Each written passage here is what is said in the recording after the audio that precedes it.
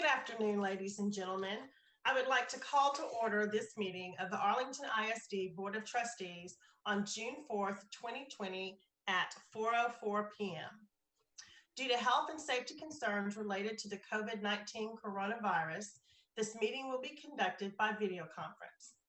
At least a quorum of the board will be participating by video conference in accordance with the provisions of Section 551.125 or 551.127 of the Texas Government Code that have been suspended by order of the governor. Members of the public may access this meeting via AISD website at www.aisd.net.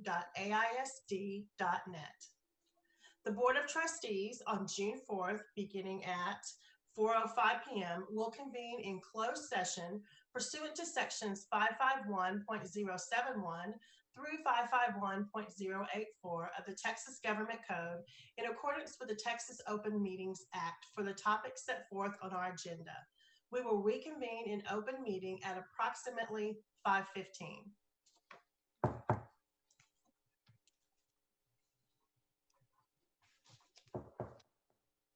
At this time, I will reconvene into open session this meeting of the Arlington Independent School District Board of Trustees, June 4th, 2020, beginning at 5:22 p.m. We will start our meeting with the open ceremony, so please join Ms. Melody Fowler in leading us in the Pledge of Allegiance.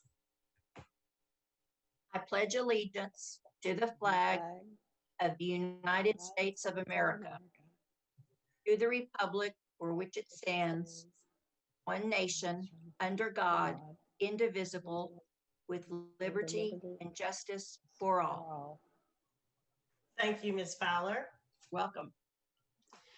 I would ask for all participants that if you are not speaking to please mute your microphones so that there'll be no disruptions to those that are viewing us.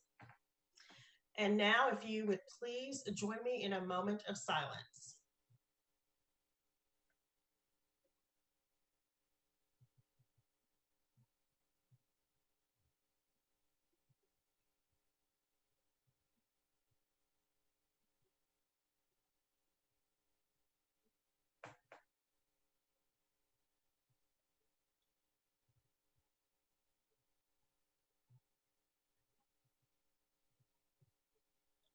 Thank you very much. Next, we will consider administrative appointments. Dr. Cavazos. Thank you, President Mays. At this time, I would like to recommend that the board ratify the appointment of the individuals discussed in closed session for Area Superintendent, Principal for Bailey Junior High, Principal for Roark Elementary, Assistant Principal for Atherton Elementary, and Assistant Principal for Ditto Elementary. Okay. Do we have a motion to approve the ratification with administrative appointments as discussed in executive session? I'll make the motion to accept. I will second that motion. Okay. So we have a motion by Mrs. Fowler, a second by Mrs. Walton. Is there any discussion? Okay, since this meeting is being conducted virtually, our vote will be a roll call vote. Please state your name and your vote, either yes if you are in favor of the motion or no if you are not in favor of the motion. Mr. Wilbanks. I vote yes. Mrs. Walton. Holly Walton, yes. Mrs. Fowler. Melody Fowler, yes. Mr. Hogg. Hogg, I vote yes. Dr. Reich. Aaron Reich, vote yes. Mr. Chapa. Justin Chapa, I vote yes. Keisha Mays, I vote yes. All voted in the affirmative. Motion passes. Thank you, President Dr. Mays. Cavazos. Thank you, President Mays. And at this time, I'll introduce, these individuals have already begun the work, and they will be brought to a board meeting in the future for a reception and things like that we do. But first and foremost, our new area superintendent, Dr. Christina Turner. She attended the University of Texas at Arlington for Bachelor of Arts in History, UT Arlington for Master of Ed in Ed Leadership and Policy Studies, and Dallas Baptist University for her doctorate in educational leadership.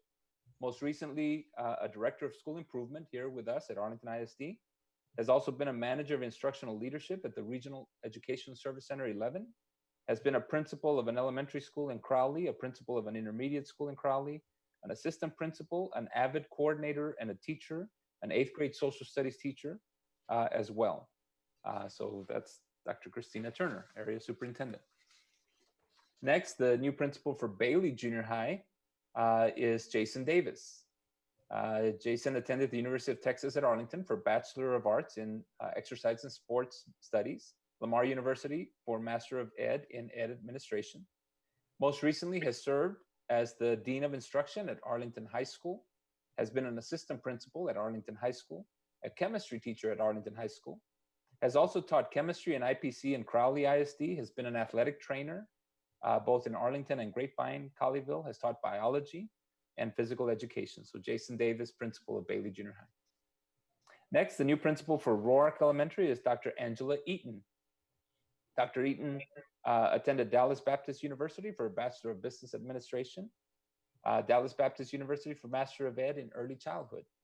Has also attended Grand Canyon University for a doctorate in K-12 organizational leadership. Most recently was the interim principal at Roark Elementary, has been an assistant principal at Ashworth, a teacher support interventionist at Ashworth Elementary, and a 3rd grade teacher at Piercy Elementary. Has also taught kinder, 1st, 2nd, and 4th at Dallas ISD.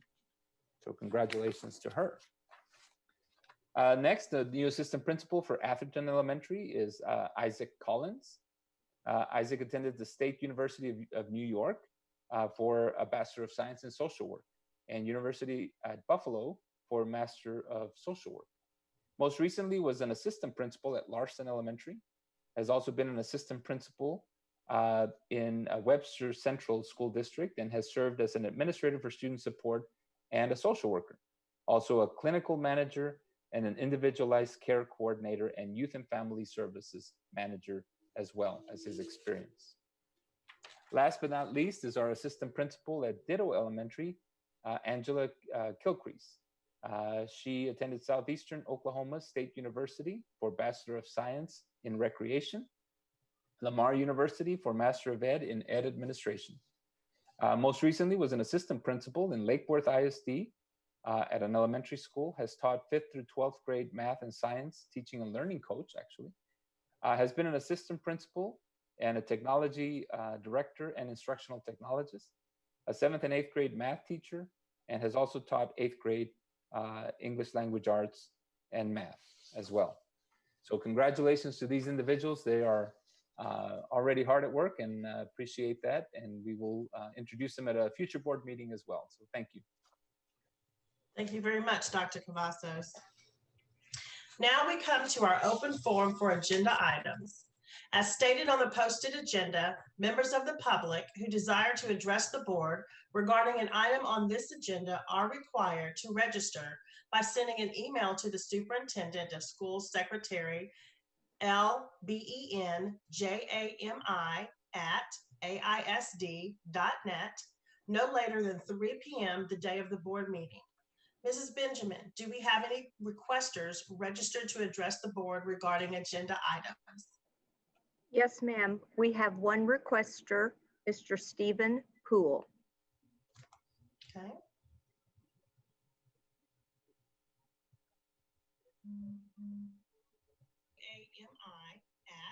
AMI@AISD.net, no later than 3 p.m. the day of the board meeting.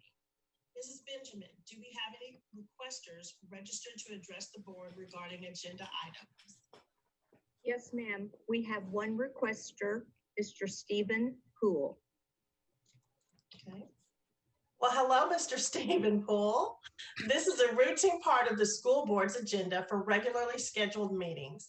This segment of the meeting provides citizens with an opportunity to share their views with the trustees on items that are on the agenda tonight. It is not intended to be a discussion or a debate, and trustees will not reply to the speakers. Derogatory comments aimed at an individual will not be tolerated. Personnel matters are not appropriate subjects for open forum. You will have 5 minutes to speak. Mrs. Benjamin will notify you when your time is up and to end your presentation. Mr. Poole. Good evening, President Mays and Dr. Cavazos and members of the board. It's really good seeing you all, and especially seeing you all at home. I'm sitting here at home myself. So first and foremost, I wanted to thank you, Ms. Mays, for your leadership through this trying time. It's been an interesting experience the last couple of months, and your board and Dr. Cavazos has been a very steady hand for the district, and that's been very much appreciated by staff during these untrying times. So I just wanted to share that thanks first and foremost, but I also noticed on the agenda tonight you're having budget discussions, and part of that budget discussions is competitive compensation. You know that is near and dear to my heart, and we've had a lot of ongoing conversations about making sure that Arlington's competitive. And Dr. Cavazos has done a good job communicating to staff that not only do we need to keep pace, we need to move ahead to remain competitive. So I wanted to share with you, I have the blessing of working with a lot of different districts. I wanted to share with you some of the information that we know to be true. Lake Worth ISD has adopted a $5,000 across the board pay raise for teachers. Everman adopted $3,000, Castleberry $2,000. Fort Worth has penciled in and should adopt at the end of the month a 2% raise for all employees. Keller 2%, Azle 3%, and White Settlement 3%. So other than Lake Worth, Everman, and Castleberry, we're seeing on average about a 2 to 3% raise from school districts that we work with. But it's important to note, and I want to make sure I share this, every one of those districts that I mentioned has gone to their voters and asked for approval for a higher tax rate and have dedicated that funds towards competitive salaries. In fact, the majority of school districts in Tarrant County has asked for voter approval and received voter approval that generates more money that can go toward teacher and employee raises. Arlington has not done that yet, as you all are aware. So it's important to note that too, that they have a lot more funding coming into their districts because of voter approval. So I know your work is big work, and I just wanted to share that information as points of data as you're, as you discuss competitive salaries. And as always, if there's anything I can do to assist, I'll be glad to assist. Thank you. Thank you, Mr. Poole. Next on our agenda are action items. We have consider 2020-21 Board of Trustees meeting calendar. Dr. Cavazos. Thank you, President Mays. In last board meeting, we brought a board meeting calendar for our board meetings for next year for your consideration. And we have taken all the information of possible conflicts and things and input from board members. So at this time, we present this calendar for your consideration. Do I have a motion? Dr. Reich. President Mays, I move to approve the calendar. I second. Okay, so I've got a motion by Dr. Reich, a second by Mr. Wilbanks. Since this meeting is being conducted virtually, our vote will be a roll call vote. Please state your name and your vote, either yes if you are in favor, or no if you are not in favor. Mr. Wilbanks. David Wilbanks, I vote yes. Ms. Walton. Holly Walton, I vote yes. Mrs. Fowler. Melody Fowler, I vote yes. Mr. Hogg. Bowie Hogg, I vote yes. Dr. Reich. Aaron Reich, I vote yes. Mr. Chapa. Justin Chapa, I vote yes. Keisha Mays, I vote yes. The motion passes for the 2021 AISD calendar for the Board of Trustees meeting. Dr. Cavazos, another action item. Thank you, President Mays. And we bring for your consideration a nomination. It's a unique opportunity to have a nomination for a trustee to serve on the Region 11 Position C seat on the Texas Association of School Boards, or TASB. And so for your consideration to nominate a board member to that. do I have a motion for nomination? Ms. Mays, I'd love to make a motion, and as a former member who served on the TASB board, is a large time commitment and a lot of work, but critical to the work that we do in this district. It is, our state association is one of the largest in the country. So not only affects Texas, but all of the country. TASB has 100% membership of school boards across the entire state of Texas. It is actually the largest revenue nonprofit association within the state of Texas. It represents the over 5.4 million kids within the state of Texas. So having a member of our board on this board is a critical factor, and I can't think of anyone better to navigate that from a policy perspective and from a legislative perspective and just a social perspective and education perspective to represent not only our board, but the entire AISD community, and more importantly, the 5.4 million kids that are in the public schools within the state of Texas. So it's my honor to make a motion to nominate Mr. Justin Chapa for our endorsement of the TASB Region 11 position. Very good. So I've got a motion to nominate Mr. Chapa, I will second Mr. Hogg's motion. a second by Ms. Walton. Since this meeting is being conducted virtually, our vote will be a roll call vote. Please state your name and your vote, either yes if you are in favor of the motion or no if you are not in favor of the motion. Mr. Wilbanks. I vote yes. Ms. Walton. Polly Walton, yes. Ms. Fowler. Melody Fowler, yes. Mr. Hogg. Bowie Hogg, I vote yes. Dr. Reich. Aaron Reich, vote yes. Mr. Chapa. Justin Chapa, I abstain. Keisha Mays, I vote yes. Motion has passed. First of all, thank you, Mr. Hogg. Mr. Chapa, congratulations. You have been nominated for Arlington ISD Trustee for Region 11 and Position C. Thank you. Okay, next on the agenda is a discussion action item. Consider a resolution of the Board of Trustees regarding state accountability. Dr. Cavazos. Thank you, President Mays. And we have been working on our plans for opening school and what the future holds for our students. And so we know that as challenging as the spring semester was, and as challenging as the times are now, those challenges will get increasingly more as we open in August. Both the complexity of physically opening our schools, but sometimes what goes unspoken, and that's not the case here tonight, but what goes unspoken are the gaps, the instructional gaps that exist and will exist. And those gaps are persistent. They're not something that are solved in one day or 1 week, or just because we say we are open for school, now all of a sudden everything gets back to normal. Our students have been out of school. They have not had the direct teacher interaction like they're used to, and like we know supports them and supports their learning and development. So we have been discussing this, and the board committee has worked on this to really look into the future and try to understand if this is the case, which we believe it is, because research will tell you and our own experience tells us that when we close like this, rather abruptly across the state, that when we finally reopen, there will be gaps, instructional gaps that have to be addressed. The work of teachers becomes different in the fall. It becomes remediation, intervention, and instruction of the current standards for that grade level. So this board understands that complexity, and I'm proud of that, that is very forward thinking and looking into the future of that complexity.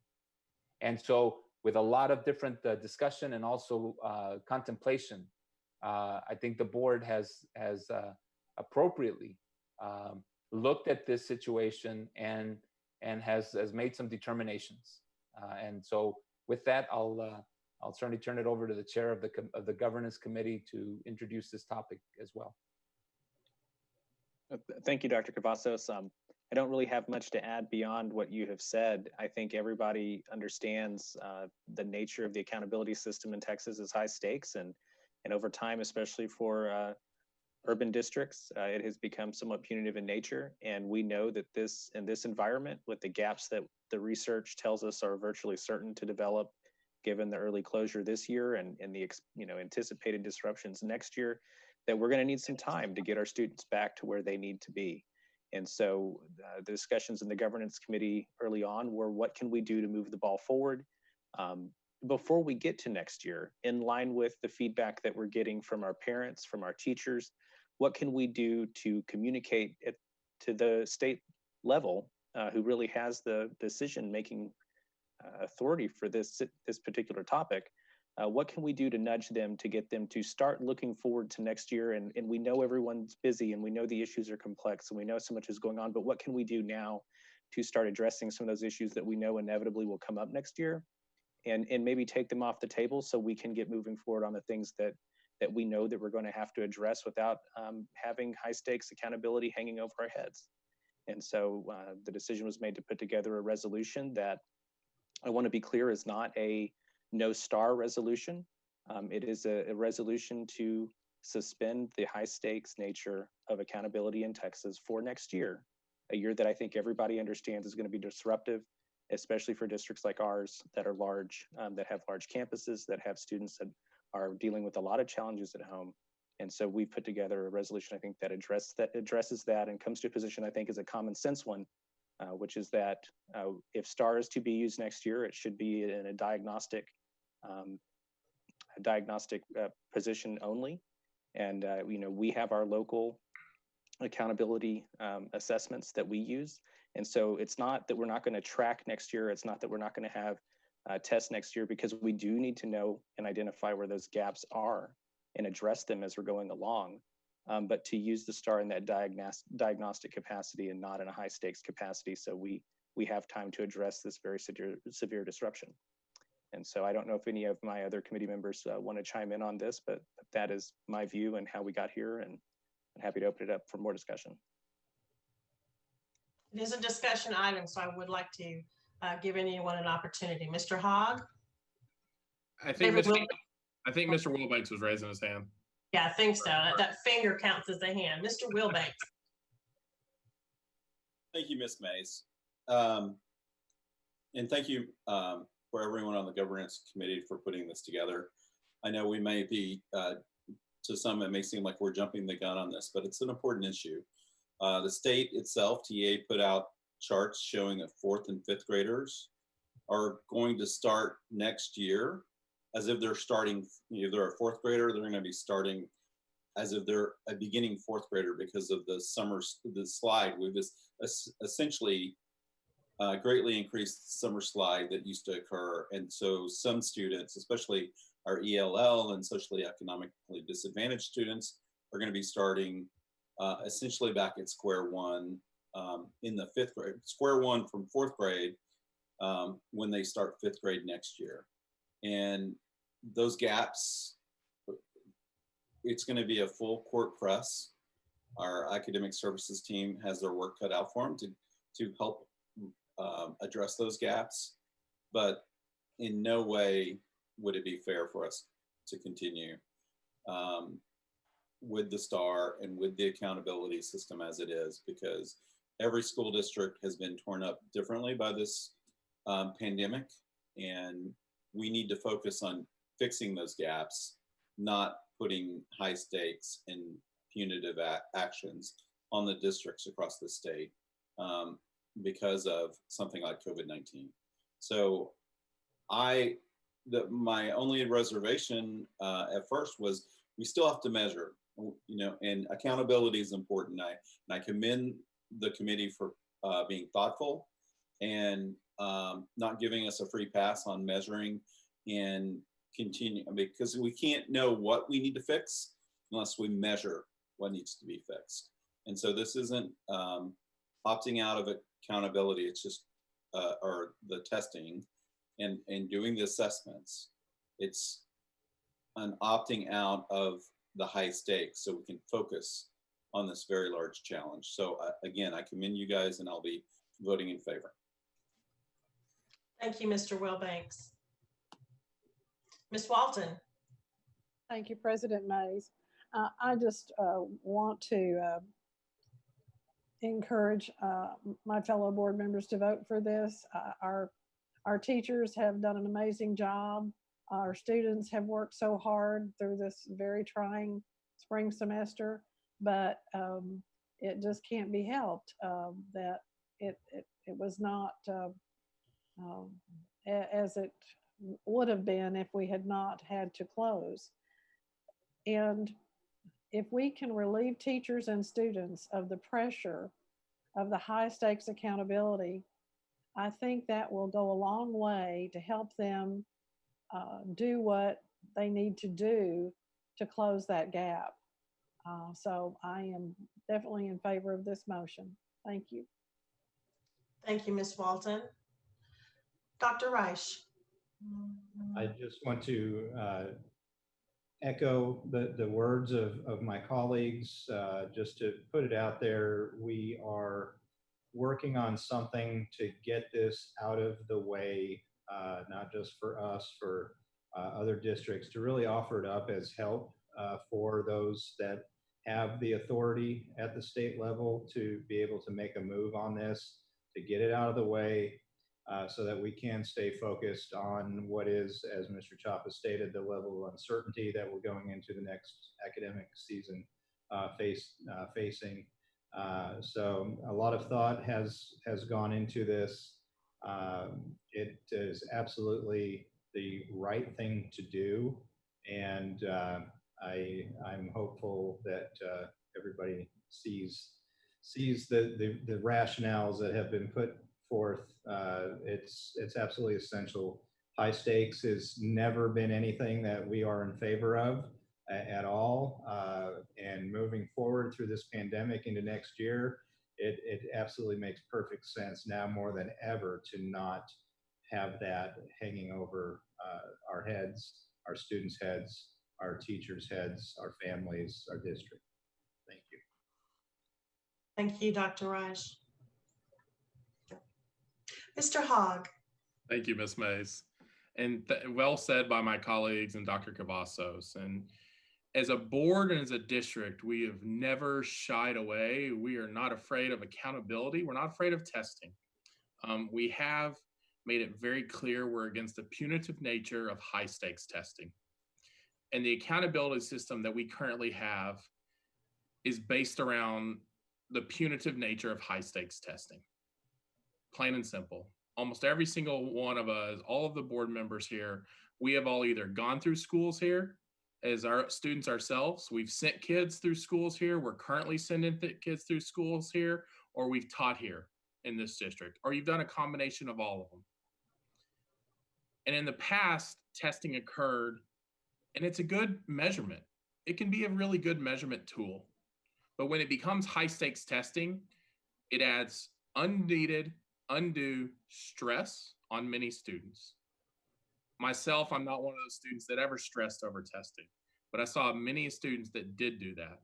I saw many students, and you see it as the teachers on this board would say, you see the students that get high anxiety on testing.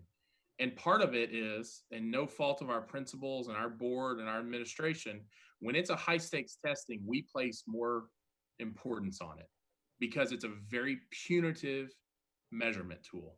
So testing alone is not a bad assessment. It's the high stakes nature that comes with this. TEA has set a standard when national and in emergency situations come up that punitive nature is suspended. It is our nature that we should be pushing this and leading the forefront of all the districts in the state of Texas to push this. We should be pushing this. We should not be waiting until the year. Our teachers, our students, and our community need us and need TEA to give this relief. There's been enough stress on our families in this community of what's happened over the last 3 months that they don't need the extra added stress of now, where are they going to go on progress? when our teachers are going to be very focused in September and October on, being honest, playing catch up. We have to play catch up. Dr. Wirtz, our Chief Academic Officer, and Dr. Cavazos have worked immeasurably on this. Dr. Barlow is our Accountability Director, serves on a statewide committee, an advisory committee to assess accountability. He knows what progress we're going to have to make and where the catch up is going to have to be. So I commend my colleagues, I commend our staff for a very thoughtful resolution that states very clearly that we're not afraid of these things, but we do want to take away the high stakes nature for this year while we're allowing our students and our families to get caught up and allowing our teachers to do what they do best and teach in a classroom and not be worried about a test that's going to be administered in the coming fall and spring. So with that, please bear with me. I do want to read this entire resolution. As we know, resolutions can get very long and very confusing with lots of whereases, and sometimes they don't understand. We will be putting out, the district will put out a press release with, as I said, a little more my explanation language to help it understand and see exactly what this resolution is. We hope this resolution is used by all of our team members, all of our board members, all of our families to say, this is what we're against in this district. I have a feeling other school districts around the state will adopt a similar, if not the same resolution, and we encourage them to. Because if we're not telling as local elected officials, TEA, what's necessary and what we hear from our community, no one's telling them that. So it's our duty to do that. So at this time, let me read the resolution. The Arlington Independent School District resolution of the board regarding state accountability. Whereas on March 13th, 2020, the president declared a national emergency and the state of Texas has declared a statewide disaster regarding the ongoing COVID-19 pandemic. Whereas on March 18th, 2020, the Texas Commissioner of Education announced that the administration of STAR exams would be canceled for spring 2020 and school districts and campuses would be assigned ratings of not rated declared state of disaster for 2020. Whereas on March 19th, 2020, the Texas governor issued executive order number GA08 relating to COVID-19 preparedness and mitigation. Through this action, in accordance with guidelines from the president, ordered the temporary closure of all Texas school districts. Whereas assessment standards for the spring of 2021 can be adjusted, however, data from those assessments will not be interpretable with respect to previous year's assessment data. Whereas academic growth will not be possible to accurately calculate for spring 2021, as students will not have previous year STAR scores from spring 2020. Whereas academic growth accounts for 50% of an elementary or junior high's campus Domain 3 score, which will have an adverse effect on overall accountability ratings for those campuses. Whereas graduates from the class of 2020 will have missed opportunities to earn TSI points under CCMR due to cancellation of the spring and summer SAT test and the spring ACT test. Whereas graduates from the class of 2020 enrolled in IB classes will not have had an opportunity to earn a CCMR point due to canceled IB test.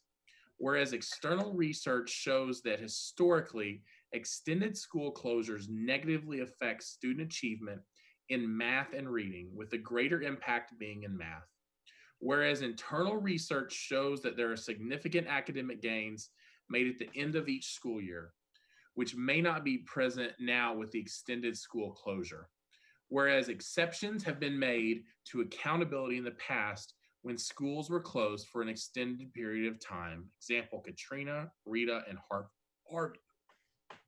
Whereas it is still unknown what additional adjustments to the educational process will be necessary to start the 2020-2021 school year to address the social, emotional, and physical health impact upon students when they return to school in whatever format that may be. Whereas developing new accountability systems is a multi-year process that requires public comment, and they are typically phased in over multiple years. So major adjustments for 1 year would be very difficult. Now, Therefore, be it resolved by the Board of Trustees of the Arlington Independent School District that state accountability should be suspended for the 2020-2021 school year to allow districts to focus on interventions necessary to recover instructional gaps resulting from school closures caused by COVID-19, adopted this 4th day of June 2020 by the Board of Trustees. With that, Ms. Mays, and that resolution, I move to approve the resolution as read. Very good. So we have a motion made by Mr. Hogg. Do I have a second? I Second. second that motion. Okay. Have a second by Mr. Wilbanks. Thank you, Dr. Reich. Is there any discussion? Okay, seeing none. Since this meeting is being conducted virtually, our vote will be a roll call vote. Please state your name and your vote, either yes if you are in favor of the motion or no if you are not in favor of the motion. Mr. Wilbanks. David Wilbanks, I vote yes. Ms. Walton. You're muted, Ms. Walton. You're muted. Unmute yourself. There you go. Polly Walton, yes. Thank you. Ms. Fowler, Melody Fowler, yes. Mr. Hogg, Bowie Hogg, I vote yes. Dr. Reich, Aaron Reich, I vote yes. Mr. Chapa, Justin Chapa, I vote yes. Keisha Mays, I vote yes. Motion passes in the affirmative. And I do want to say thank you very much to our governance committee. Thank you, Mr. Hogg, for your leadership. And I just appreciate the proactive mindset of our district. Thank you. Okay, next on our agenda are items to be withdrawn from the consent agenda. Does anyone have any items to be withdrawn from the consent agenda? Okay, I see no hands. So tonight we will be considering the items listed on your agenda under consent items. Ms. Powell, will you please share? President Bays, board members, Dr. Cavazos, good evening. There are 9 bids on the agenda this evening for your consideration. In all cases, the administration is recommending the low bids and the bids that represent the best value to the district. We also have donations on the agenda this evening, totaling $72,663, and that brings our year-to-date total to $661,971. Is there a motion to accept this consent agenda? I'll make the motion to accept the consent agenda. Okay, second? I'll second. Okay, so we have a motion by Ms. Fowler, a second by Mr. Hogg. Is there any discussion? Seeing none, since this meeting is being conducted virtually, our vote will be a roll call vote. Please state your name and your vote, either yes if you are in favor of the motion or no if you are not in favor of the motion. Mr. Wilbanks. David Wilbanks, I vote yes. Ms. Walton. Polly Walton, I vote yes. Mrs. Fowler. Melody Fowler, I vote yes. Mr. Hogg. Bowie Hogg, I vote yes. Dr. Reich. Aaron Reich, I vote yes. Mr. Chapa. Justin Chapa, I vote yes. Keisha Mays, I vote yes. Motion passes unanimously. Next on the agenda is discussion items. Dr. Cavazos. Thank you, President Mays. And our first discussion item is the preliminary 2020-2021 budget. And I'll start by thanking our finance division and really all our staff, but the leadership of Cindy Powell, Darla Moss, and entire finance division. This is a task, as you all have mentioned before. As soon as the budget is adopted, we start working on the next one. And so this is the next budget that we've been working on. And so we have a presentation, as is customary. You know, we'll go through the presentation. We will have several board meetings in June to have considerations, questions, and things like that. I want to thank the finance committee of the board who has met often on this budget preliminary budget discussion and provided feedback and asked good questions and things like that. So a lot of people have put a lot of work into this. And so at this time, I'll turn it over to Cindy Powell. Lead us through the discussion, Ms. Powell. You're on mute, Cindy. You knew it would happen. It's the little things, yes. Okay, so yes, good evening again, President Mays, board members, Dr. Cavazos. Dr. Cavazos framed this discussion very well. This will be the first of several discussions we'll have about next year's budget. Tonight, we will focus on the general fund, which is the fund that accounts for the basic operations of the school district. Then next week, we will bring this budget back, along with budgets for the food service fund, natural gas fund, debt service fund, and capital projects funds.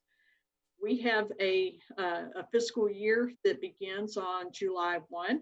So by law, we are required to adopt a budget before our fiscal year starts. So we are required to adopt next year's budget no later than June 30th. So that's kind of the time frame we're working with here. You all should have received a copy of the detailed budget document. In that document, on the first few pages, you'll find some general explanations about revenues and very general statements about the expenditures. And then further back in the budget, I believe it starts on page 19, you'll find some detailed explanations on changes in the expenditure portion of the budget. So I want to echo, before we get started any further, comments that Dr. Cavazos just made about thanking people. A lot of people have a hand in creating this budget every year. So I want to thank all of those folks, teachers, principals, school secretaries, department secretaries, department administrators. The HR department has an enormous part in all of this work. And then most especially my team for their tireless effort in putting this together. This, as we all know, has been a very strange year and continues to be. And so it's created some kind of unique circumstances for us as we even went about the work of creating the budget. So most of the campus and department budgets had actually been entered into the budget system by spring break, when we left at spring break. And so obviously since we've come back, we have not, or we've been back at work, it has been all handled remotely. We've had a number of budget review meetings and a number of internal staff meetings to talk through budget issues and talk through it with senior staff and with the HR team. And so it was a unique experience, one I feel pretty comfortable in saying most of us hope we don't go through again. But nonetheless, everybody worked very hard on this and helped us keep this entire process on schedule, which is very critical. So there's a lot that we don't know yet about next year. We do know that the COVID-19 pandemic will change the way that we operate our schools next year, day-to-day operations, and the way that instruction is delivered. And we also recognize that there will be different needs next year for our students because of this year's closure. And so while we don't know very specifically what all of those impacts will be, we do know that we will have school. We have pondered this question a lot as we've worked on the budget is, okay, how do we modify, or do we modify our budget for these impacts? What we have determined ultimately is that anything that we might do today to call out a specific line item, if you will, in the budget for a COVID-19 impact would be somewhat premature, and it would be rather arbitrary. We have a task force that's working now on how we reopen schools.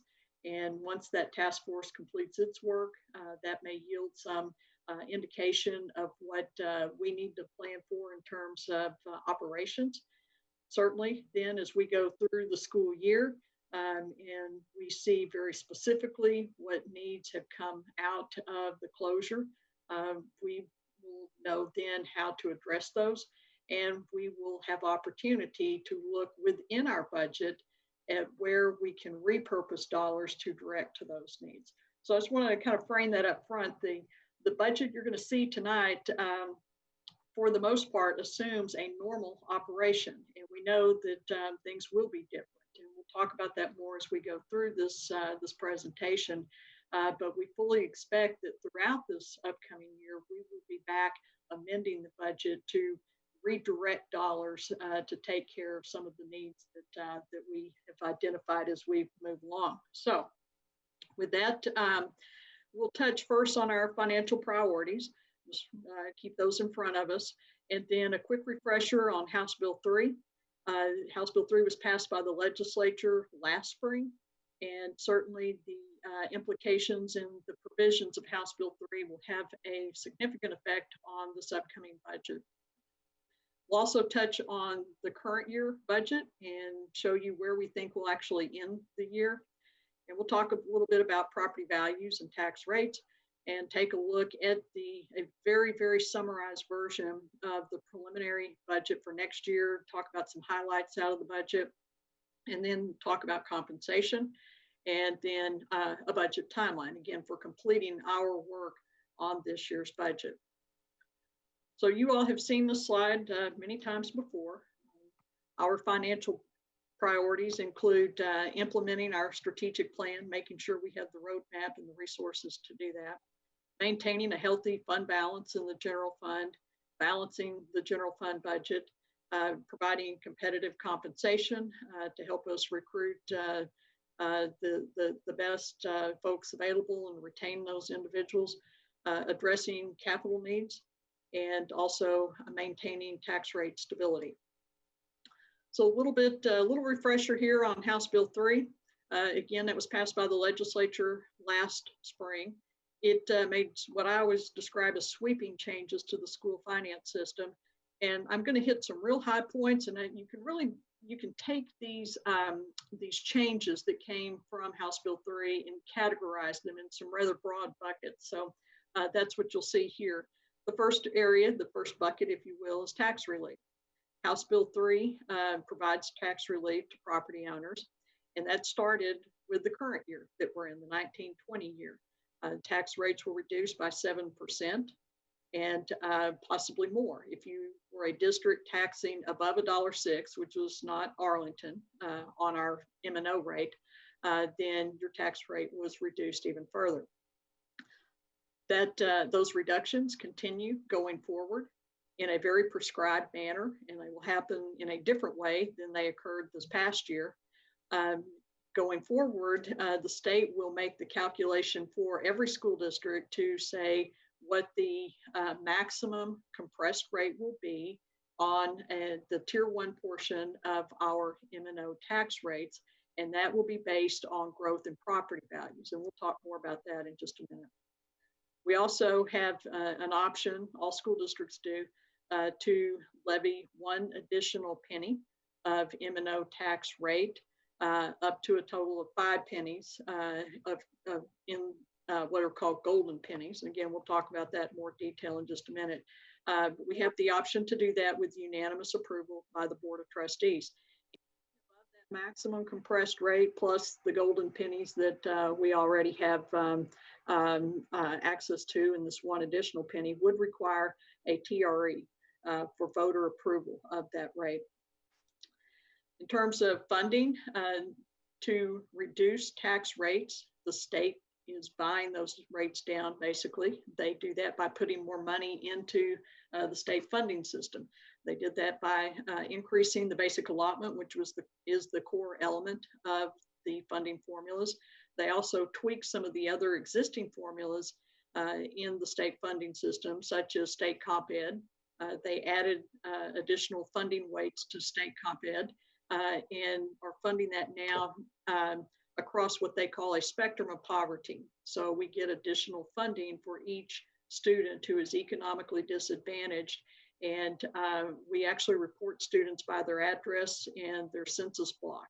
And so those census blocks then are put into 5 different categories of funding weights. And so the more impoverished a census block is, the greater the funding weight is for that category. Career Tech, they're also expanded some of the courses that could qualify for Career Tech funding. And then the state added some new allotments, including early education, a small additional allotment for dyslexia, a small additional allotment for safety. And then a major change involved the way that they handle property values in the funding formulas. So beginning with House Bill 3 and now all years forward, the state uses our current year property values in the funding formulas. And so very simply, what happens is our property values change. There's a dollar for dollar offset in state funding for the tier 1 portion of our tax revenue. And so if your property values go up, then the state will reduce your state aid by an equal amount. All right, and then under programs and outcomes, all of the new funding that the state provided to us, or most of it, comes with requirements or mandates. So we were required to add full day pre-K, and districts have a couple of years to work themselves into that. We started that implementation, started the 2019-20 year with 5 schools as pilots. You'll see in just a bit that we will implement full day pre-K at all the rest of our schools this upcoming year. Raises were mandated as part of House Bill 3. Reading academies were mandated for teachers in grades kindergarten through 3rd grade, and we have 3 years to implement those and send all of our teachers in those grade levels through the academy program. And then also the board's required to adopt performance goals for early literacy and math and CCMR. So looking at our current year budget and where we think we'll actually end the year, on the column on the far left that is entitled Original Budget indicates that we adopted a budget that had a $6.9 million deficit in it last June. Today, our current projections indicate that we will complete the year with an $11.4 million surplus, and that will close to fund balance and increase our fund balance. There are different reasons for that variance, that positive variance, and we've got some notes on the right-hand side of the slide that provide a very high-level explanation of those changes. On the revenue side, the combination of property values being higher than we anticipated when we prepared the budget, and then most importantly and most significantly, the impact of the implementation of House Bill 3 were big contributors to the increase or the variance in revenues. When we were adopting our budget last June, very little was known about the details of House Bill 3. The rules had not been set yet by the Texas Education Agency. And so even as recently as in the last several weeks, we've received additional information on particular elements of funding that were implemented or changed by House Bill 3. And so we knew that, that the state would be rolling that out across the year, and that we would not fully know the impact on revenue of House Bill 3 provisions until we completed this year. And sure enough, that is what we've seen. On the expenditure side, the big things driving our savings there are position vacancies. That's a fairly normal thing that occurs each year. And then the impact of the COVID-19 school district closure. What you see listed here is a net positive variance of about $1.1 million. That's the net result of a number of changes. For example, we incurred additional costs for wages for auxiliary workers and paraprofessionals who worked during the closure as approved by the board. And then we saved money in various places. We saved money on substitutes, we saved money on fuel, we saved money on travel during the closure. All of those things netted to a savings of about $1.1 million. So those are just high level reasons for the changes. You'll also notice that there's both a a revenue and an expense that is entitled State on Behalf Contribution to TRS. That is a book entry only that we're required under accounting rules to recognize on our financial statements. It is literally like it sounds. It's the state's portion of the contribution to the TRS fund on behalf of teachers. And so as part of the legislation last year, that contribution rate went up. And so that resulted in a variance from what we originally budgeted. And so we won't actually write a check for that, but it is part of the explanation on both the revenue side and the expenditure side for those changes. Highlights of this year's budget. We've already talked a little bit about the impact of House Bill 3. In terms of revenues, our tax rate, our M&O tax rate dropped 7 cents because of the implementation of House Bill 3, and state aid increased to buy that down. And then under staffing, we, based on our staffing, our enrollment projections, we reduced staff actually by 50.5 total FTEs, teachers, TAs, other positions that are driven by formulas. We approved a raise last year of 3% for teachers that have more than 6 years of experience and 6 years of experience. And then all other employees received a raise of 2.5%. The board also voted to increase health insurance by $132 a year for people who take our health insurance. In terms of new programs, we had costs in the budget to open the Arlington College and Career High School and the fund and provide teachers and staff for the first cohort of students in that program.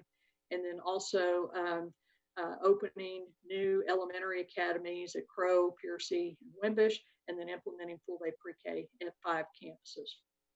So when we ended our fiscal year last year and had our audit, our fund balance totaled out to $198 million. Of that total, 193.5 of that falls in the category of unassigned fund balance, meaning it's available for any operating purpose. And that represents about 4.5 months worth of operating expense for us. So our fund balance is very healthy. This chart we show each year is a history of our fund balance. And you can see the blue line shows the months of operating expense represented by the unassigned portion of fund balance each year. So you see the column entitled 2020 projected actual. Again, you see that and actually that's our total fund balance in months of operating expense, about 4.7 months. If we end the year with next year with our budget exactly as it is prepared at the moment, we would dip into fund balance a little bit, and our ending fund balance would still represent about 4.2 months of operating expense. So looking ahead to next year, these are things on this slide that we considered as we built the budget throughout the spring. Put on the very top line there, like we've already talked about, the impact of COVID-19 and the current recession. We always spend a lot of time working on enrollment projections, and then the HR department uses those projections to staff all of our campuses using ratios that the board approves. The board approved those ratios in December. We have planned for implementation of full-day pre-kindergarten throughout the district at the schools that don't already have it. And then competitive compensation is something that we've performed a lot of work on and research on this year. We know that we're opening 2 new facilities in the fall, Fine Arts Center and Athletic Center, so we needed to provide for that. And then reading academies we've already talked about. Looking always for efficiencies and opportunities to reduce costs. That's always a part of our work. And then property values always are a big part in all of our revenue calculations. And then tax rate compression, which is still a bit new to us through House Bill 3. We already talked about this a bit when in my opening remarks. The impact of COVID-19, we don't fully know yet. We don't understand exactly where or what may be impacted as we move into the fall. And I'll just, I'll give you one example here. Fuel. If the district is open and for the entire year, and based on what restrictions or mandates or guidelines that TEA gives school districts on the number of kids that can be in a classroom or number of kids who can be on a bus, we may have different schedules in the fall. And that may yield different kinds of bus routes. So we may need more fuel than we typically would in a normal year. If we find that we have individual campuses that are closed at some point during the year, we may find that, that we need less fuel than we typically do. So that's just one example, and there are a number like that throughout our budget that may be impacted depending on the schedules that we land on for the upcoming year, or where we all lined up in terms of are we open, are we closed intermittently, just one campus closed, multiple campuses closed. And so we were not at a point yet where we could definitively say we needed to make specific adjustments to particular line items in the budget. But we do recognize that there will be a number of impacts, everything from trying to recover from the instructional gaps that have occurred. We know the spring with our closure, technology needs for kids, social emotional needs, impacts on extracurricular activities, and just the day-to-day operations of our facilities. We have talked about this in our last meeting. I think it was that very afternoon that we participated in a call with the TEA commissioner, and he first released some details about how the state intends to apply the CARES Act funding that is available to the states. That comes in different buckets of money, if you will, to the state. The largest one is what you see on the far left-hand column, that ESSER funding, that stands for Elementary and Secondary School Emergency Relief Fund. And the federal government allocated dollars to all the states based on their Title I allocations. And then the states are required to use 90% of that money and allocate it out to school districts. And again, allocating it based on individual school districts' Title I allocations. So we've seen multiple calculations that show that Arlington ISD is receiving an allocation of $14.7 million. What we learned in that call last week with, 2 weeks ago with the commissioner, was that the state fully intends to use that money to fund the regular foundation school program formulas. That will not be given to us on top of our foundation school program formulas. And the FSP, or foundation school program, is what we all refer to as state aid. So this money is being used by the state to fund their obligations to school districts, on top of. That money will really be applied to the 2019-2020 school year. In the grant application, we do have to apply for the money. The application itself will be posted and available to us sometime this month. And then we will file expenditure reports and we'll draw down that money. The middle column, the Coronavirus Relief Fund, this is another small allocation. The state chose to use some money that came to them through the CARES Act and carve out $392 million of that for public schools across Texas to help reimburse what they consider the incremental costs that we have incurred between March, when we all began to close, and then very specifically as of May 20th. And so the intent is that there will be eligible costs, and school districts will pay for 25% of those costs, and this fund would potentially reimburse 75% of those costs. If there are more claims on this money than they have available, then they will prorate the reimbursements. And there is a cap on how much, it's driven by formula, and there's a cap on how much each district is entitled to. Then finally, the FEMA funds, we've talked about those several times. that is outside of the CARES Act funding.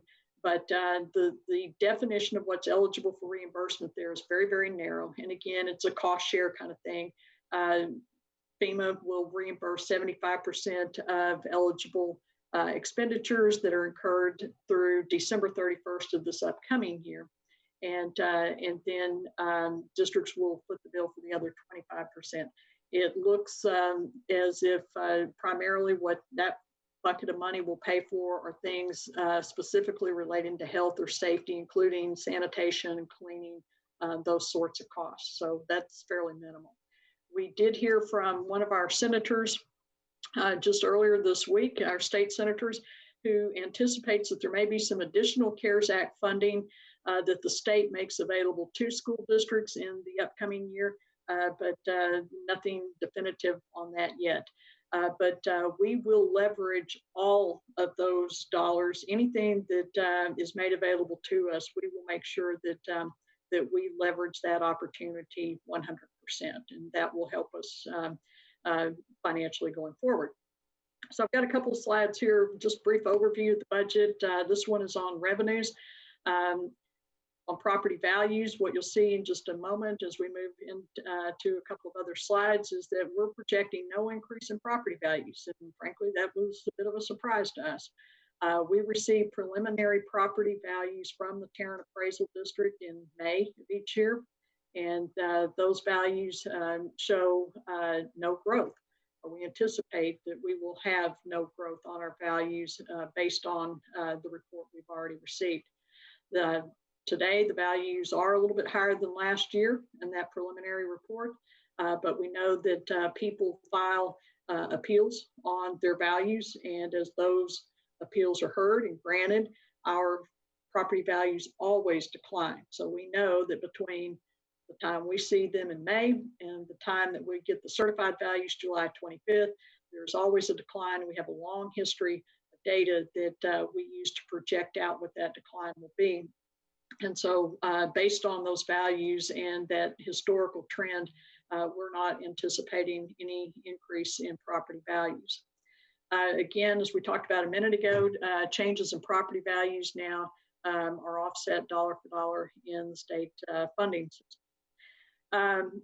Our tax rate, currently our tax rate is 97 cents, and that is less than it was in the prior year because of the impact of House Bill 3 in the requirement that we all lower our tax rate. Again, going forward, the state will automatically compress our tax rate based on our local property value growth, and we'll talk more about that in just a minute.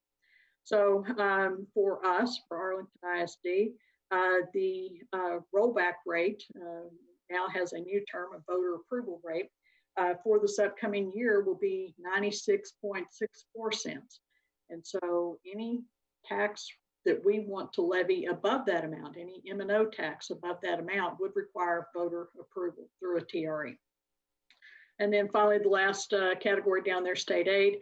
Again, this is where House Bill 3 infused some additional money into the state funding formulas to help buy down the tax rates. Enrollment, property values, tax collections, all those things have an impact on student aid, or I'm sorry, on state aid. And again, the last note you see there in bold print, we built the budget, including our enrollment and attendance projections, assuming that that there's no impact to COVID-19. Another thing that that is a big topic of discussion at the moment at the state level is attendance. We are all funded through attendance reporting to the state, and they are still trying to determine how to let districts count attendance in this upcoming year. And so that will be something that may impact us going forward in terms of finances. On the expenditure side, in terms of staffing, we projected a total enrollment of 59,117 kids across the district. That's a slight decrease from the previous year. We always turn our enrollment projections over to the HR department, and they then take those projections and they use the staffing ratios approved by the board and conduct staffing meetings during the winter months and the spring with principals. Those projections are campus by campus and grade level by grade level. And so we've done that, and the HR department has spent a lot of time on staffing meetings, and that's that they staffed around that total enrollment. The staffing, again, is based on staffing ratios that the board approves. The staffing ratios this year, if you look at the bottom line in that one section, they yielded a net reduction of 1.5 FTEs due to a combination of lower projections and then some program needs, such as at the Arlington College and Career High School, we will bring in our second cohort of kids. And so there are 7 teachers added there for that to serve that new cohort. There are also some special ed positions that are added, teaching positions and TA positions. So the combination of our enrollment projections, the staffing formulas, and those unique program needs yield a reduction of 1.5 staff FTEs for next year. On top of that, then, we have added 55 teachers and 55 teaching assistants to implement full-day pre-K. And I will tell you right here that this is less than the what we originally anticipated. And I really commend Dr. Orsini for all the work she's done in this area.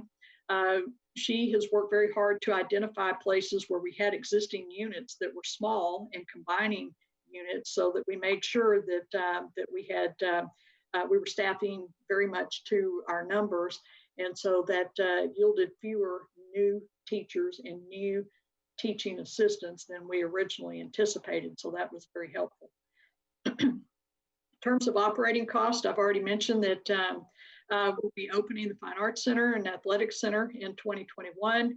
A note here about salaries. You know that every year when we present the preliminary budget to you, we do not presume a raise, and we will talk about compensation in a minute, but the first look at the budget that you have before you does not have a raise built in yet. And then the note in bold there that the preliminary budget also assumes normal operations. And we've already talked about that, that actual needs may vary a bit during the upcoming year as we adjust to the impact of COVID-19. On fund balance, we have a very healthy fund balance. The unassigned portion of fund balance is equal to about 4.5 months of operating expense at the end of our last fiscal year. And the preliminary budget does have a deficit that will dip into fund balance to cover that. We've already talked about this a bit, the COVID-19 impact, and the fact that that we recognize we may likely have to come back and amend the budget as we go through the year. We do have a task force that is working currently on how to reopen schools. There are teachers, principals, central administrators, and parents all on this task force. And we know that we will complete that work as quickly as possible. And the plans that come out of that task force may yield some information very soon as to what changes or what certain changes we may need to make to the budget to address changes in operations. And then also, again, as we move through the year next year, there likely will be some things that we have to modify. A budget is always something that it represents a plan, and we have processes in place to amend the budget moving forward. Our intention is to work to the extent possible within the dollars that are appropriated here and redirect funds as necessary during the year. Slide here on student enrollment, just for comparison, looking back over the last 3 years, the blue bars are our enrollment projections, and then the orange bars show what our actuals are. Our enrollment projections usually are pretty close to where we actually wind up. In this current year, the 2019-2020 year, we actually have about 110 students more than we projected. And our projections are always made out to what is called the fall PEEM snapshot date. So we are always projecting what we think our enrollment will be on the last Friday of October. That's considered the official enrollment date for all school districts. In terms of property values, I mentioned to you a minute ago that, that based on the data we've gotten from the Tarrant Appraisal District in May, we're not assuming at the moment that we will actually recognize any new growth in property values, and that has been a surprise to us. So that you can see that we've been enjoying a pretty steady growth over the last 10 years, some of them small. This past year, we actually had 13.7% growth in property values. This slide shows the history of our tax rates. The blue portion of the bars are the M&O rates, and the red portion is the debt service tax rate. That's the rate that pays for principal and interest on our bonds. You can see on the 2019-2020 bar that the M&O rate is less than it has been for the last 10 years by 7 cents. That's the impact of House Bill 3. And then the debt service rate did not change and has not changed in the last 3 years. Just for context in comparison here, this chart shows the tax rates for all of the school districts in Tarrant County for the current school year. There are 21 school districts in Tarrant County.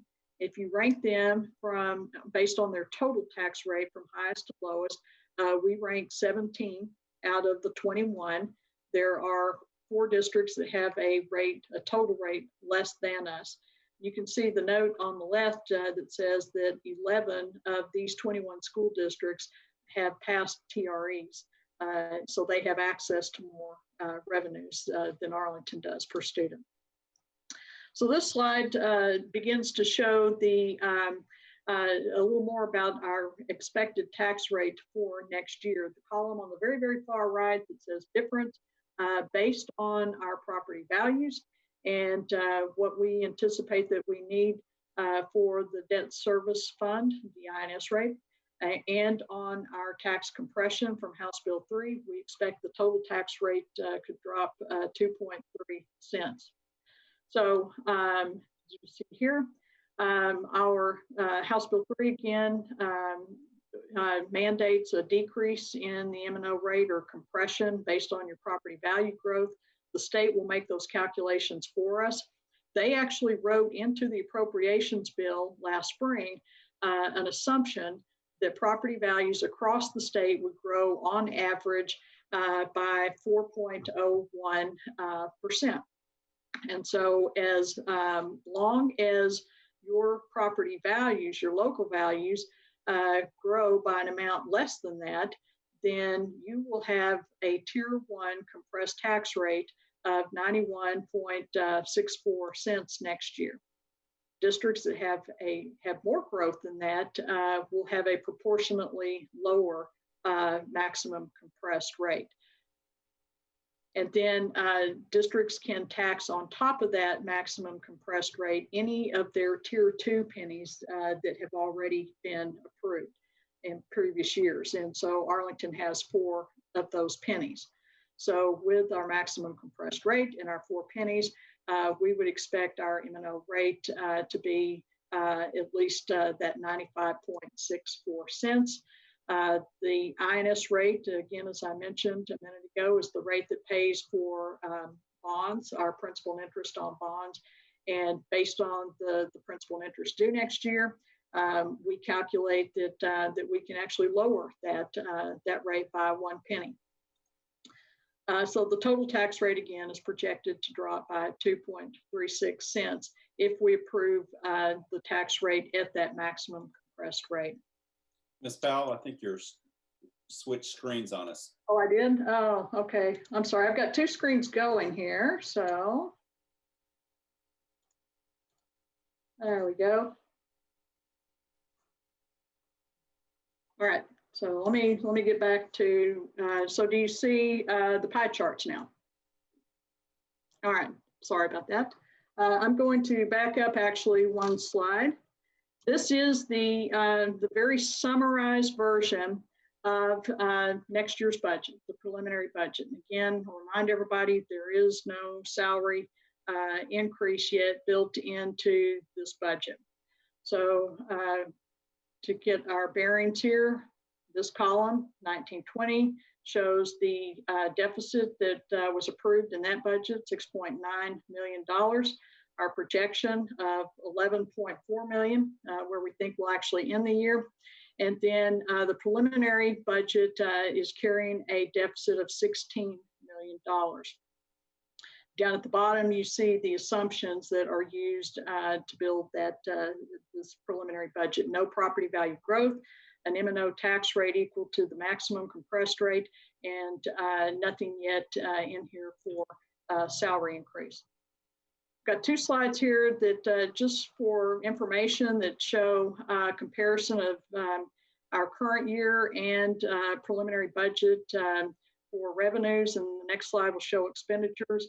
This simply shows the breakdown of our revenues between the source of funds, and it's very, very similar to last year. There's no real change in the makeup of our revenues. The bulk of our revenue comes from local property taxes, with 40% this year coming from the state. That will jump up just a little bit to 41% next year.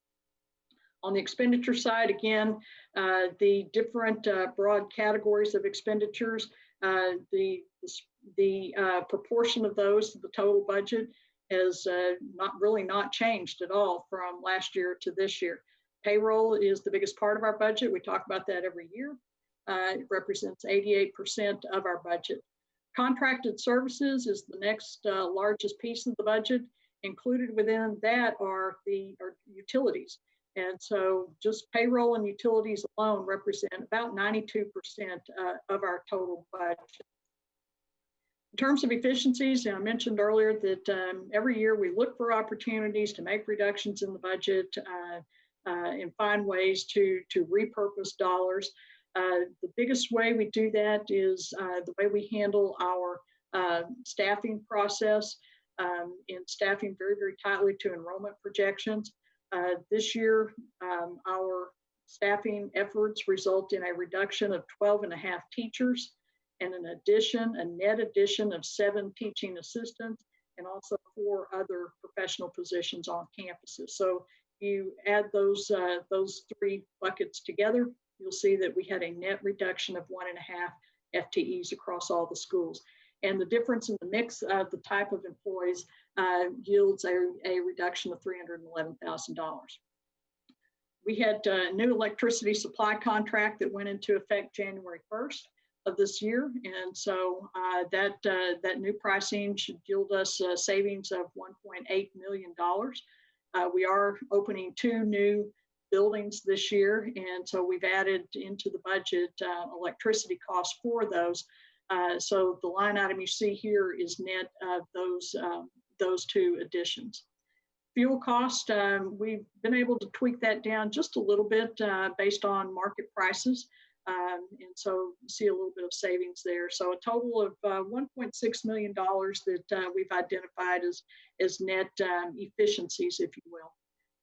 At the bottom of the slide, I've identified some other areas. These are just samples. These are by no way all of the areas that may be impacted by COVID-19 in the upcoming year.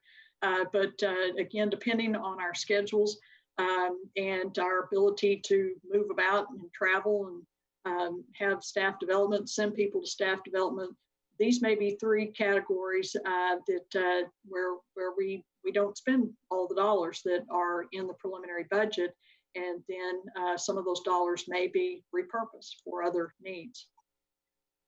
In terms of significant changes in the expenditure side of the budget, increases, you see them highlighted here. Again, the implementation of full-day pre-K, which was a House Bill 3 mandate. The reading academies, also a House Bill 3 mandate. All teachers in grades kindergarten through 3 will have to have this training over the next 3 years. And so the first cohort that will be trained in this upcoming year are our 3rd grade teachers and our elementary school leadership team. And so that has a bit of a cost to it. We factor that in. The cost for the Fine Arts Center and Athletic Center, this includes staff. And when I say staff, we're talking about custodians, security officers, the facility operators, the pool specialist, those types of positions, utility cost, and then basic operating cost, including the cost for maintaining the pool in the natatorium, both pools. Leadership development was a priority this year, and so there are funds provided for that, for Bloom Board, substitutes for Holdsworth, executive coaching, and other similar items. Cybersecurity is something that we paid particular attention to this year, and you'll see this again in just a minute. But software and systems and controls to help us beef up cybersecurity. It's especially important right now in a time when we have more remote learning, more remote operations taking place. Access control to our buildings, again, software controls around that. Antivirus software, network maintenance, security camera maintenance, all of those items falling within kind of the technology division of the district. And then property insurance premiums.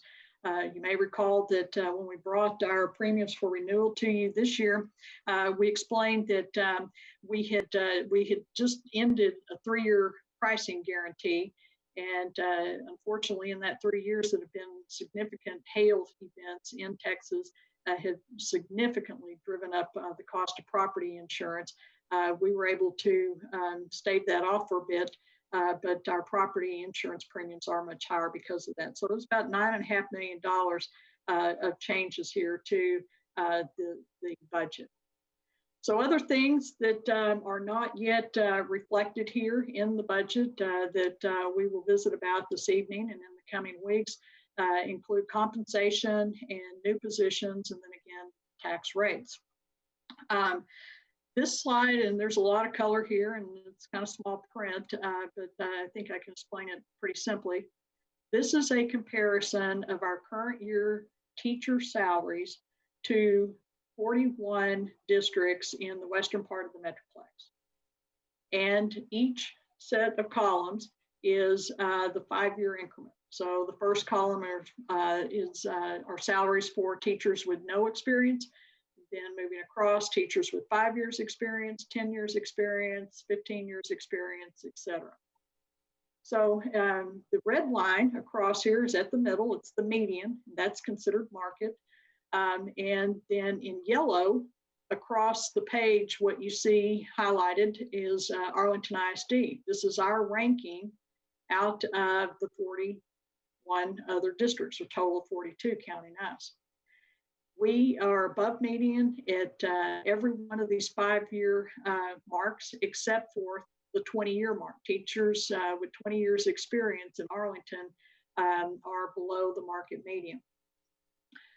What we know is that this past year, when House Bill 3 passed and there were mandates in there about pay raises, that resulted in a lot of variation as to how districts applied raises. And so we did lose ground this year. We actually dropped a little bit in each of these categories. The number in parentheses beside our name in each column is our ranking from the previous year.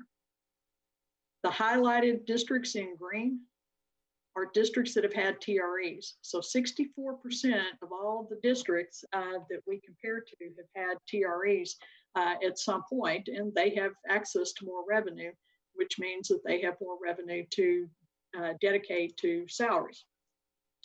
So competitive compensation is a strategic plan priority and a strategic plan strategy. We committed some years ago to having an annual salary review by TASB, and we've done that again this spring. That salary schedule provided a lot of very, very useful information this year.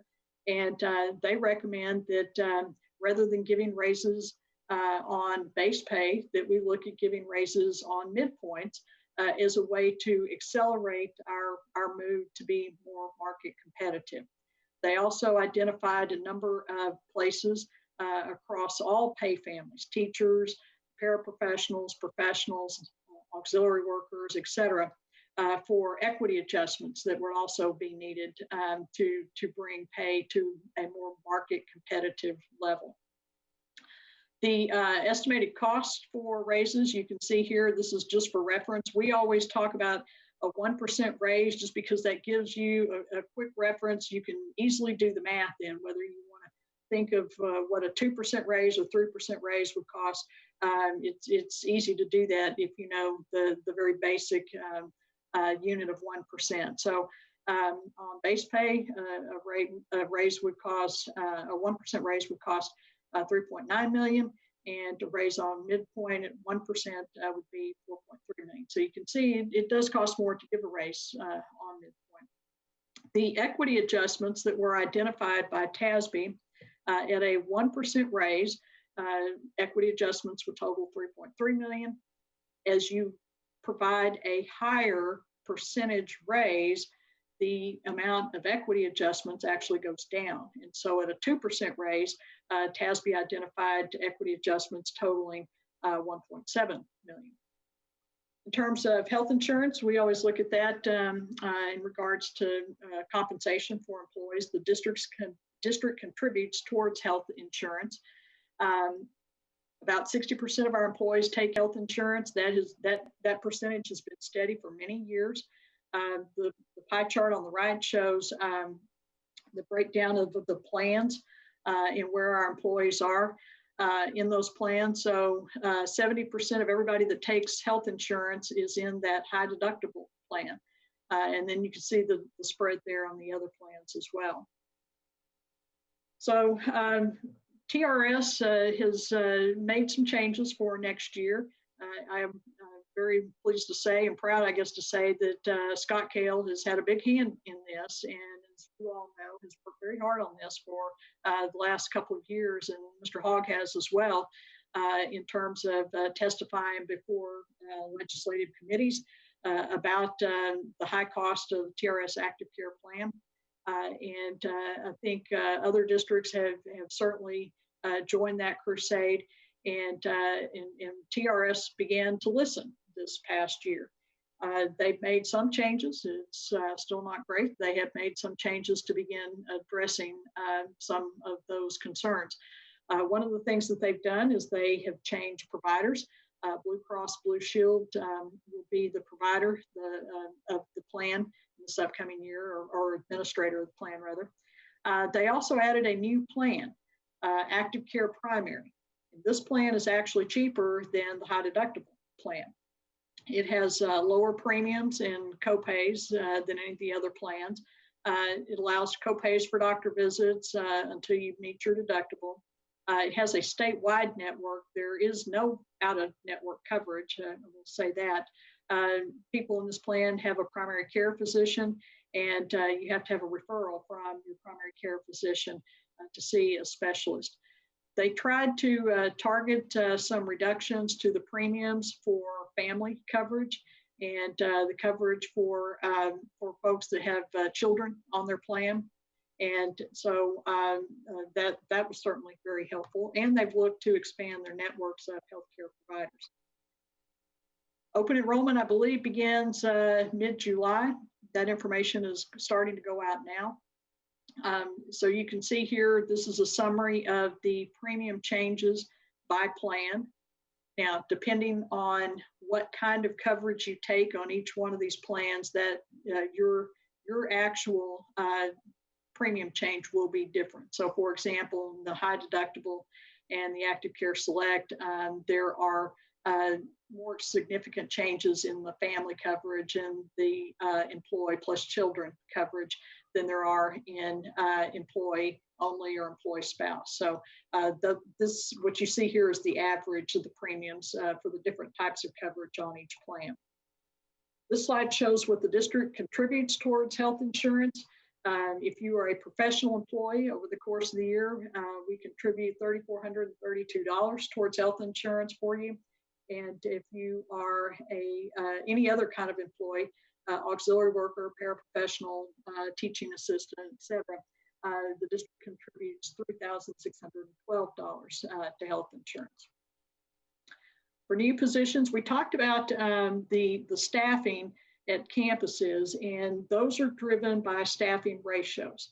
And so you've already seen the impact of the campus staffing process.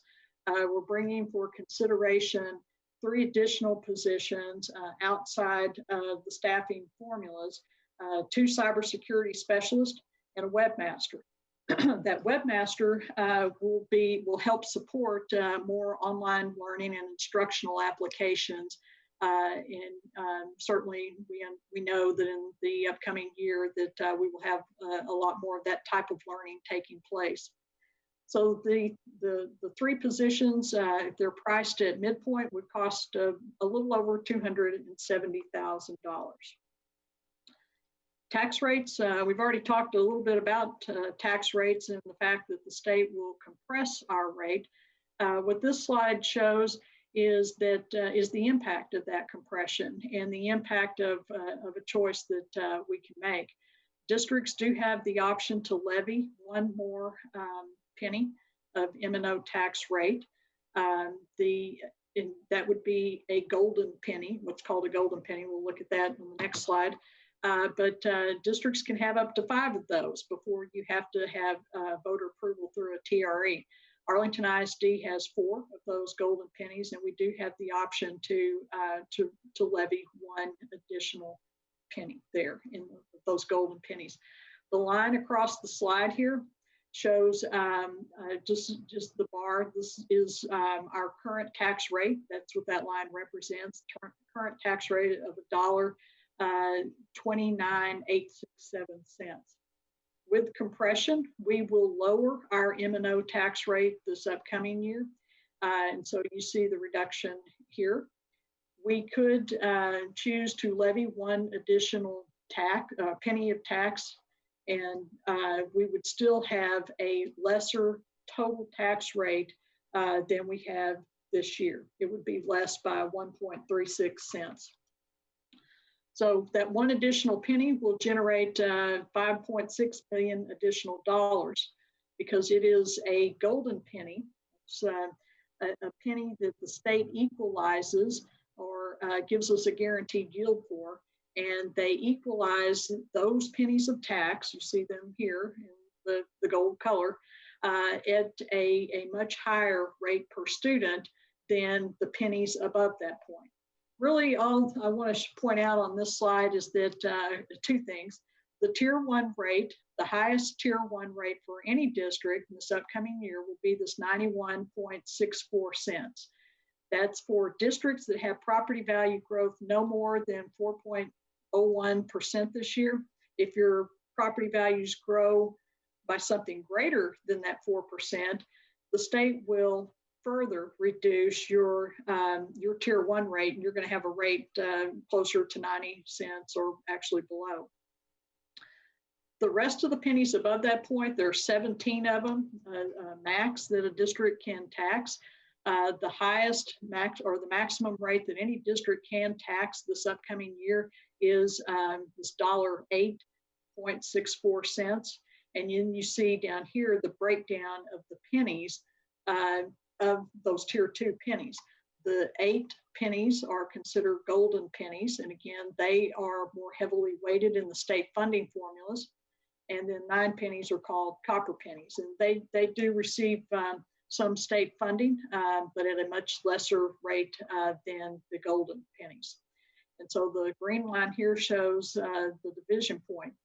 Districts can tax up to 5 of these golden pennies with local board approval. Anything above this line, any tax rate above this line would require a TRE. There are a lot of numbers on this slide, and I'll point you pretty much to the far right-hand, 2 right-hand columns. The column with the numbers highlighted in green shows what each additional penny of tax will earn. And so those golden pennies will earn us, for the most part, about $7 million a piece. The first penny is a little bit lesser than that. But then beyond that, those copper pennies are each worth about $3.3 million. So one of the things we talk about is that as you choose to tax those golden pennies, you are leveraging additional state aid. And you can see that here by the difference, the amount of money that each one of those pennies generates compared to even the pennies above that. So if we were just to look at, just as an example, look at taxing at 99.64 cents, that would max out those golden pennies, and that would generate a total of $26.4 million of additional revenue for the district. Again, you could go all the way up to this $1.08, and if we did that, that would generate another $56 million.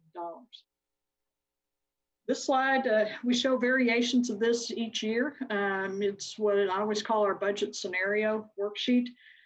We can show any infinite number of combinations of possibilities at this point. We just do this as a way to try to display very simply what different choices can do to the budget, what impact that they would have. So we've got 6 examples here, and we can model anything else in the coming weeks.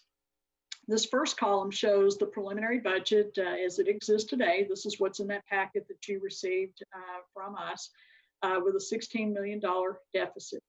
And then going across the page, what you see are different combinations of raise and tax rate and what those ultimately cost and the impact to the bottom line. So for example, in column 2, this model shows basically a 2% on midpoint. That would be $1,200 for teachers, 2% on midpoint for everyone else, plus the equity adjustments that TASB identified, and it not making any change to the tax rate beyond that maximum compressed rate that the state will calculate for us. The cost of a 2% raise at midpoint would be about $8.6 million. The equity adjustments at a 2% rate would cost another 1.7. The 3 new positions we looked at, $272,000. And so that would yield a budget deficit of $26 million. If we tax that one additional penny that we can tax and still lower the total tax rate, you can see that still doing the 2% midpoint and the equity adjustments in the new positions would yield a lesser deficit, about $21 million. And then if we chose to, again, just as an example, if we chose to tax 4 additional pennies, that would max out those golden pennies, and it would require us to have a TRE. That would generate $26 million more revenue. And then with the raise in the new positions would leave us pretty close to a balanced budget. And then the last 2 columns show similarly a 3% raise. So 3% on midpoint for all employees other than teachers. Teachers would get an $1,800 raise. And then the first column, column 5, shows that if you tax that one additional penny and did those that raise combination and the equity adjustments are a little bit less the higher up you go on the percentage raise, you would have a $25 million deficit. And then on the last column that shows, again, the same raise and combination and equity adjustments, but with a TRE for the additional 4 pennies of tax, and that would leave us with a $4.3 million deficit. Just as context, if the board wants to discuss having a TRE, there's a very prescribed timeline we have to follow. We will get our certified property values in July, Friday, July 24th, and then TEA will take that data from us and they'll calculate our maximum compressed rate. They have said that they will have that done by August 5th. Then we are required, if you think you're going to have a TRE, you have to approve that tax rate no later than August 17th. And before you can hold that meeting, you have to publish a notice in the paper of that meeting. And so we would have to publish that notice to August 7th. So you can see it gets kind of tight in here in August, but very manageable. So just to kind of reframe the work ahead of us, starting next week, we'll bring this back. We'll bring this budget back and we'll talk again about compensation. And at that meeting, the board would vote on a proposed tax rate, just to put in the notice that we have to publish for the public hearing on the budget. We'll have to have that hearing before we can adopt the budget. And we intend to do that on June 3rd. Also next week, we'll bring back the budgets for the other funds that we mentioned earlier. We have to adopt the budget by the end of June. And then we expect to receive our property values on July 24th. The state will start a little before that. They'll start collecting data from districts that may receive their values early. We never receive our values early. And then ultimately they will calculate our maximum compressed rate by August 5th. And then in August, we will adopt a tax rate. If we want to consider doing a TRE, then we would have to do that by August 17th. So that's a lot of information, I know, and we'll be happy to answer any questions that you all have. Thank you so much, Ms. Powell. That was a lot of information, and that's just the tip of the iceberg, like you said in the very beginning of everything we need to do. Do I have any colleagues that have any questions, anything that they would like to discuss?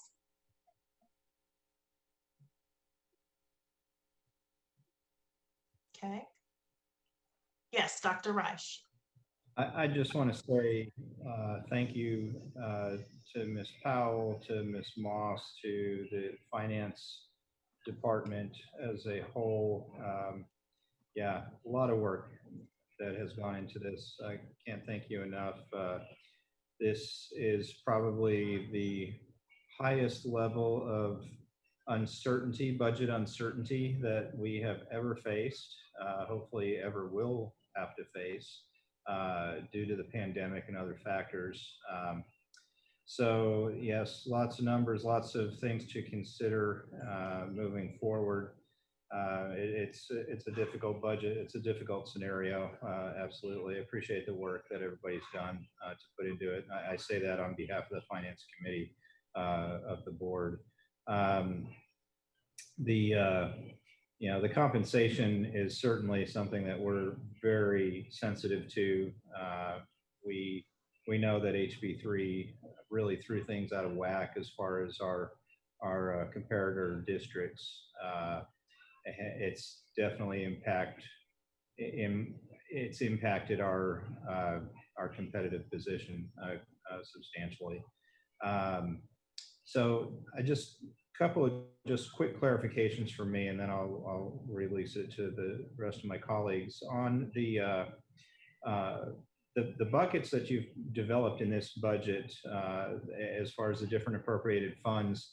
You mentioned that your approach at this point is to see what that level of uncertainty kind of sorts itself out to be, and then to reallocate throughout the year and move dollars within the budget. Do you have examples of where there might be some cushion or opportunities for that reallocation, what that might look like for us? Yes, so let me go back here and apologies here. So to your point, Dr. Reich, we had a lot of discussion about should we try to allocate funds for COVID-19 impact, and we said, well, what would that amount be? And we just don't know. But we know from looking at this current spring, there were certain things that we did not spend money on because we were closed. We had a lot of savings on substitutes. We had professional development expenditures, mainly travel expenditures that we did not incur, utilities, because buildings were closed. We are running electricity about 4 hours a day to keep buildings conditioned. But those are just examples of places where we might depending on what the operation looks like and what the school schedule looks like, where there might be some savings. And it's real funny because, again, it's like the example I gave on fuel. We don't know, will we need more fuel? Will we need less fuel? On our school day and the schedule, will we run the buildings more? Will we run them less? If we're closed at all, we will find ourselves with some similar kinds of savings to what we saw this spring. So those are examples of things that where we think that there might be some additional funds that could be redirected, repurposed if we need to. Okay. Yeah, the great unknown, that's for sure.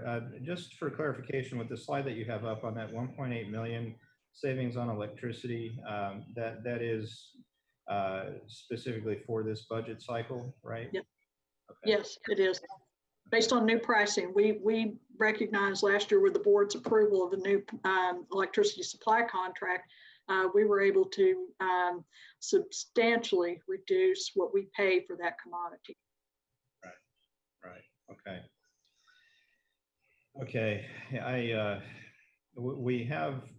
We have options. Obviously, we're in a great position because of our fiscal approach over the past many years with having a very healthy fund balance. So that certainly helps and is certainly going to be needed.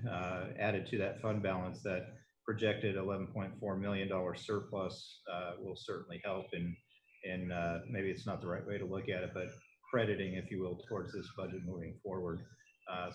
So that's something for my colleagues to think about as well. And then you said the one golden penny, if we were to look at exercising that authority, it would be about another 5.6 million, right? Yeah. Okay. And is that included in the numbers that you showed us? No, not yet. And so if the board makes that choice, then there'd be another $5.5 million of revenue added to what we're already showing. Okay.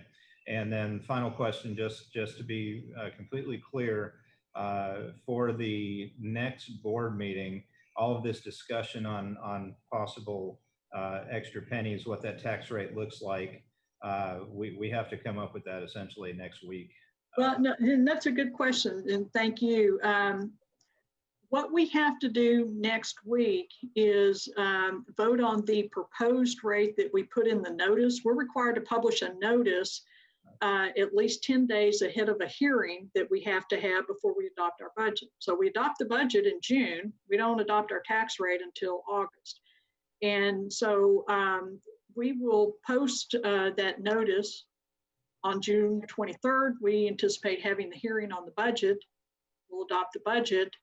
But then in August, we can, if we choose in August to tax at a rate above what was in that initial notice, we simply have to publish another notice.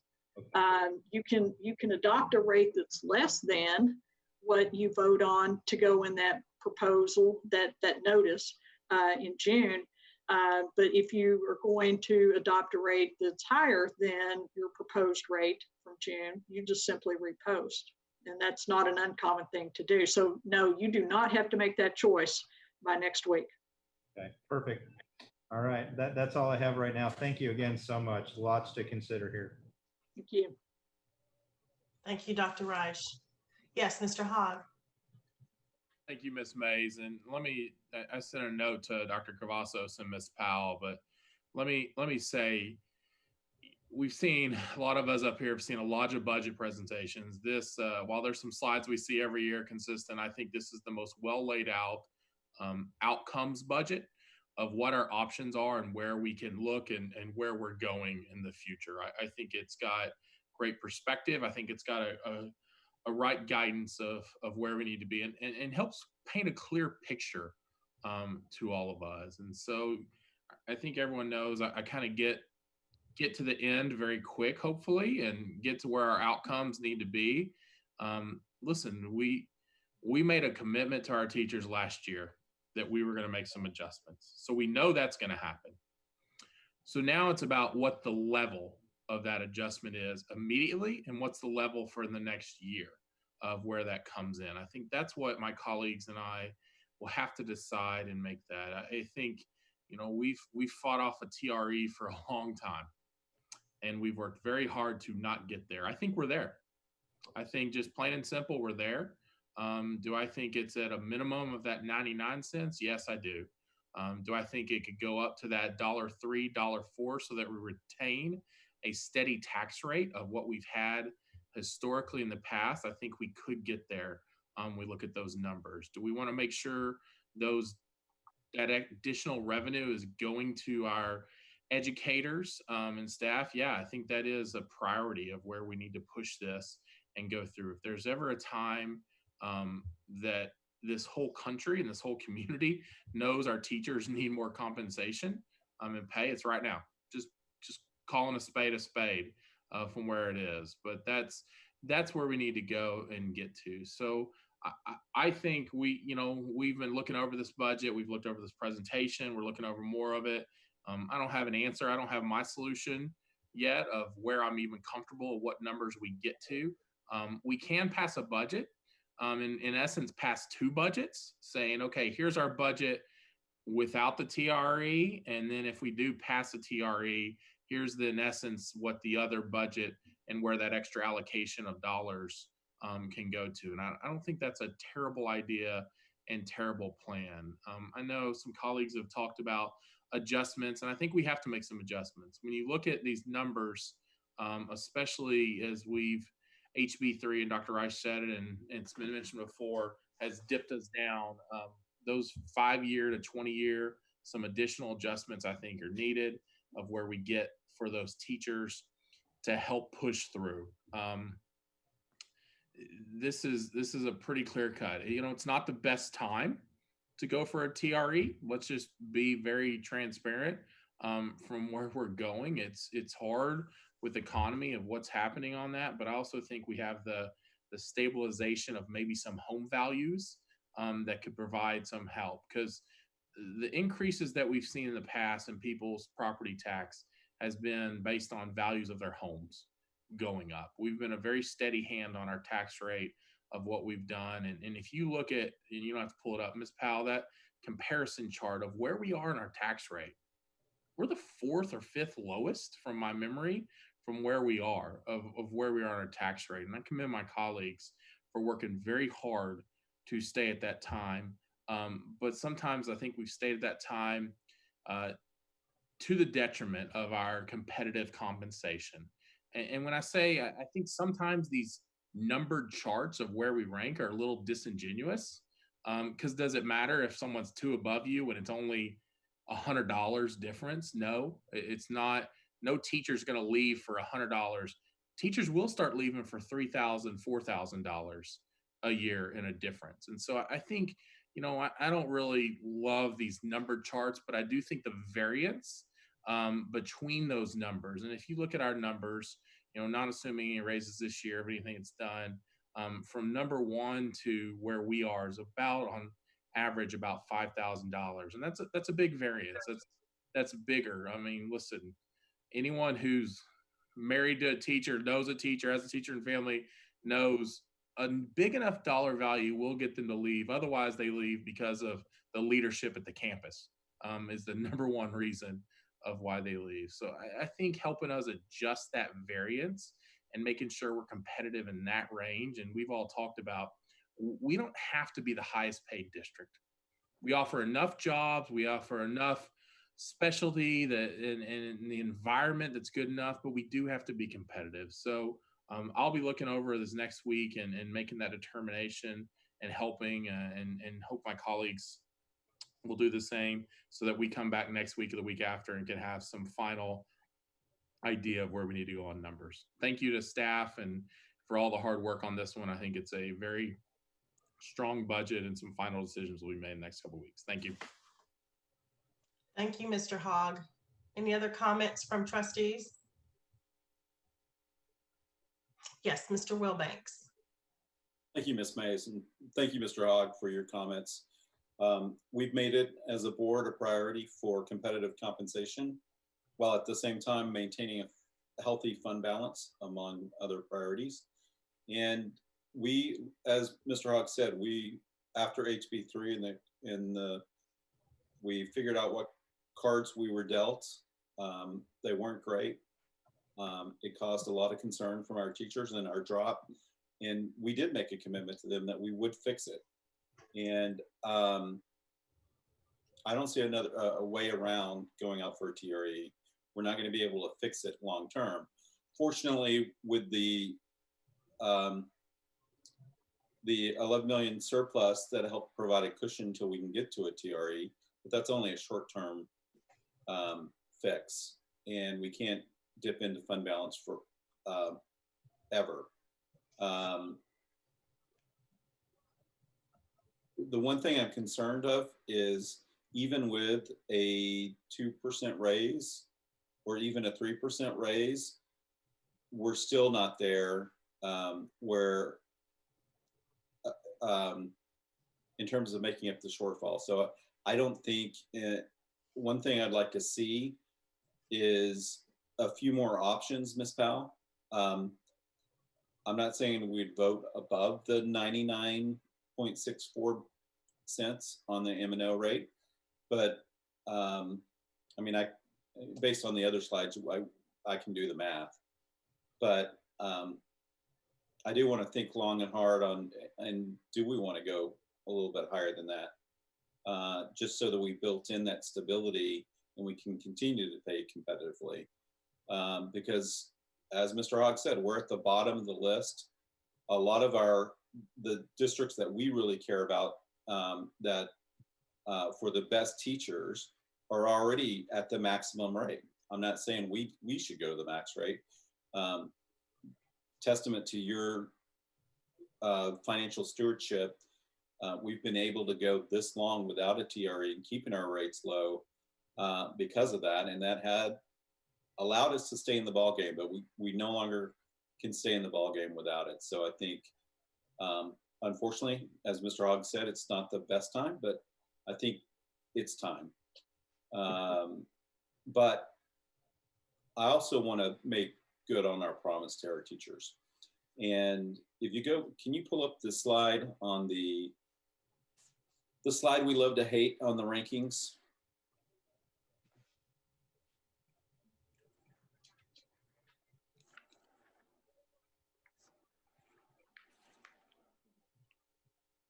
In addition to looking at a few more columns in terms of increased tax rate and where that would be in terms of shoring the gap with the red ink, I'm still concerned with our equity adjustments in that 10, 15, 20-year range, especially that 20-year range. I think we do have a gap between the 20 and the 25 to kind of move that up some. But I think one of my colleagues mentioned earlier that it would be,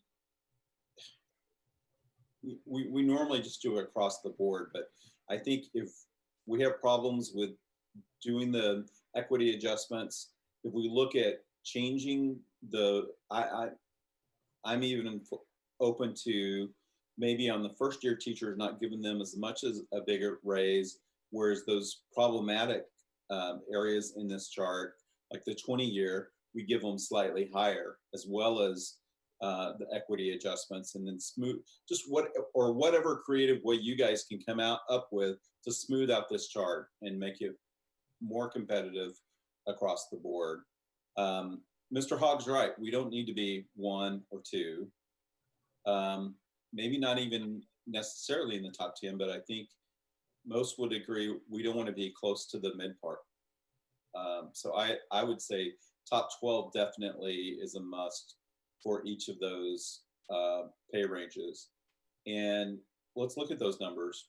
We might not, I mean, it's worth a look, but we need to, the one thing we know, and this is a certainty, even though I'm new on the school board, I do know that our job is to increase student outcomes for all students. The most effective way to do that is hire the best teachers and keep the best teachers. And right now, I'm worried that we're starting, based on where the cards we were dealt now, keeping the great teachers we have in the AISD is a little more challenging now than it was. And we need to make good on our promise and make sure we keep those teachers. We continue to attract the best teachers. We know the other thing I'll add to this chart is we already know, thanks to our friend, Mr. Poole, who spoke tonight, that there are a number of people below us that are doing over 3% raises. They're doing across the board raises, which is going to make us fall even further. So that's my number one concern with this budget, is right here. On the flip side, I would say we also need to continue to look for efficiencies to shore up the reading. However, 88% of our budget is salaries.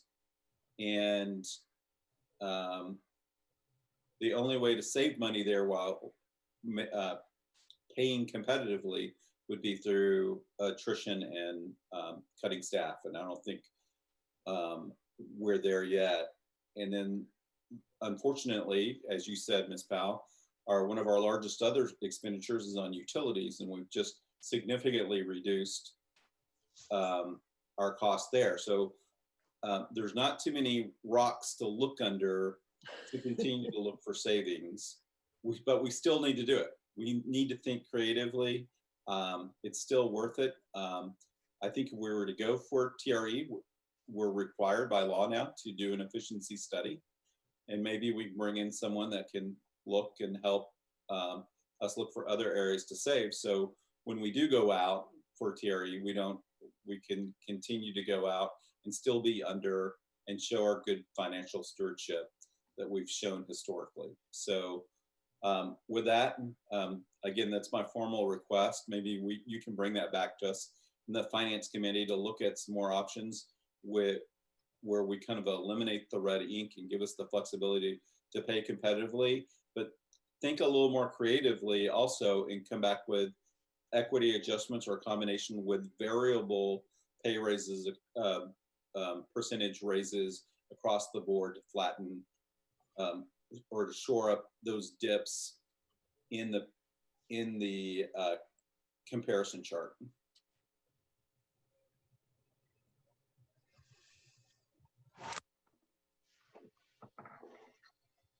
Okay, is that it, Mr. Wilbanks? Yes, sorry. All right, thank you very much. Ms. Walton. Thank you, President Mays. I want to thank the Finance Committee and the Finance Department and everyone who has worked so hard at trying to nail this jello to the wall, because that's about where we are as far as being able to predict what's going to happen in the near future. Compensation for our teachers is critical.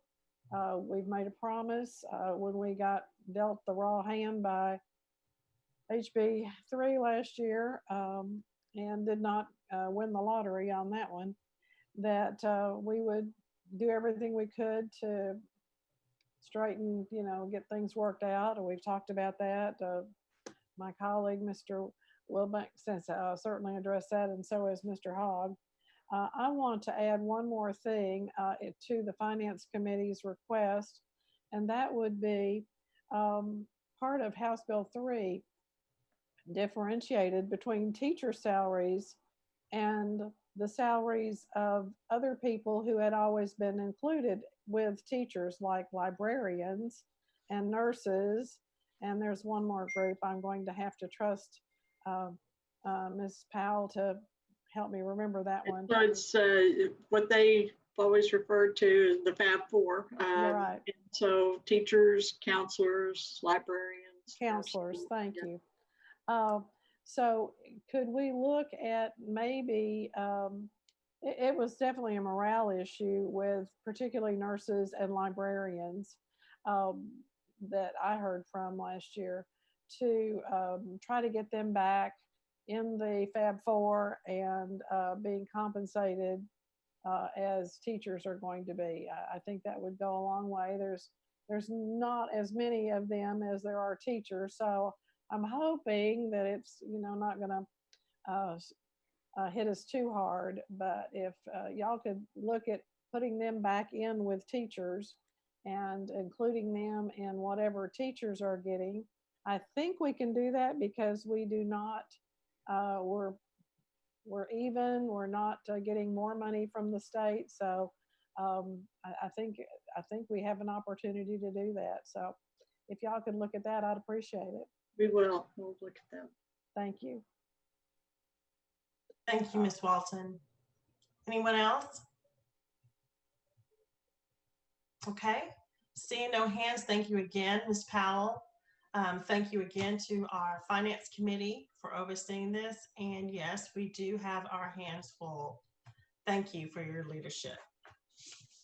Okay, our next discussion item is the Pandemic Emergency Action Plan update. Dr. Cavazos.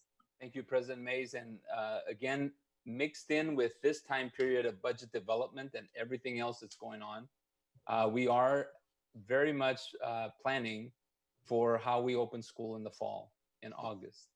And so that is a persistent effort.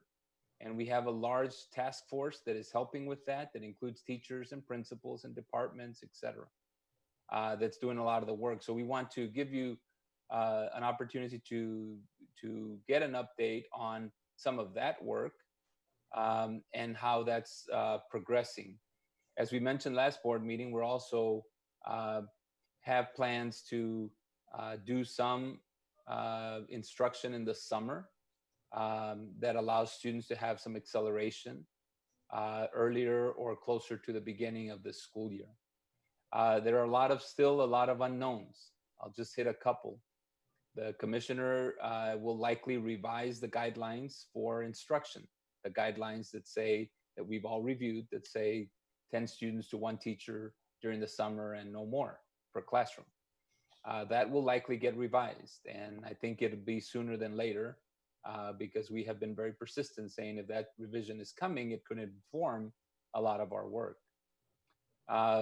Fundamentally, an issue that we're providing a lot of feedback to the state is, quite frankly, how you count attendance in the fall. If some students stay at home, not necessarily by choice, but because of the restrictions and the guidelines. A lot of active work on those 2 fronts is happening, revision of guidelines and how you count attendance. And so those are just some of the big issues that we're persistently dealing with. So more at the local level, I think it's important to get an insight as to the thinking behind the work of the task force. While it seems rather clear that, build it based on a scenario, we really have to think about things such as what we're trying to accomplish. What's our purpose in Arlington ISD?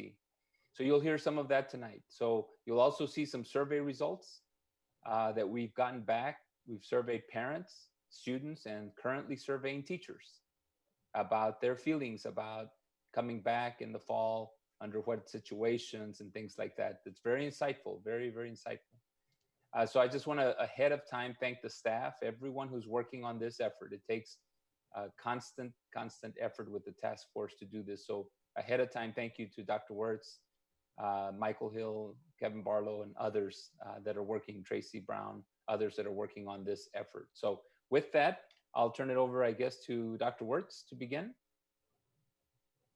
Okay, good evening, members of the board, Dr. Cavazos and President Mays. Thank you for letting me be here today to share with you a little bit about our process that we're using as we get ready to update our system for students coming back in the fall. Today, we're going to talk about a few topics. I'll share with you some instructional update and specifically the steps that we're taking as a task force to plan in a strategic way for kids to come back.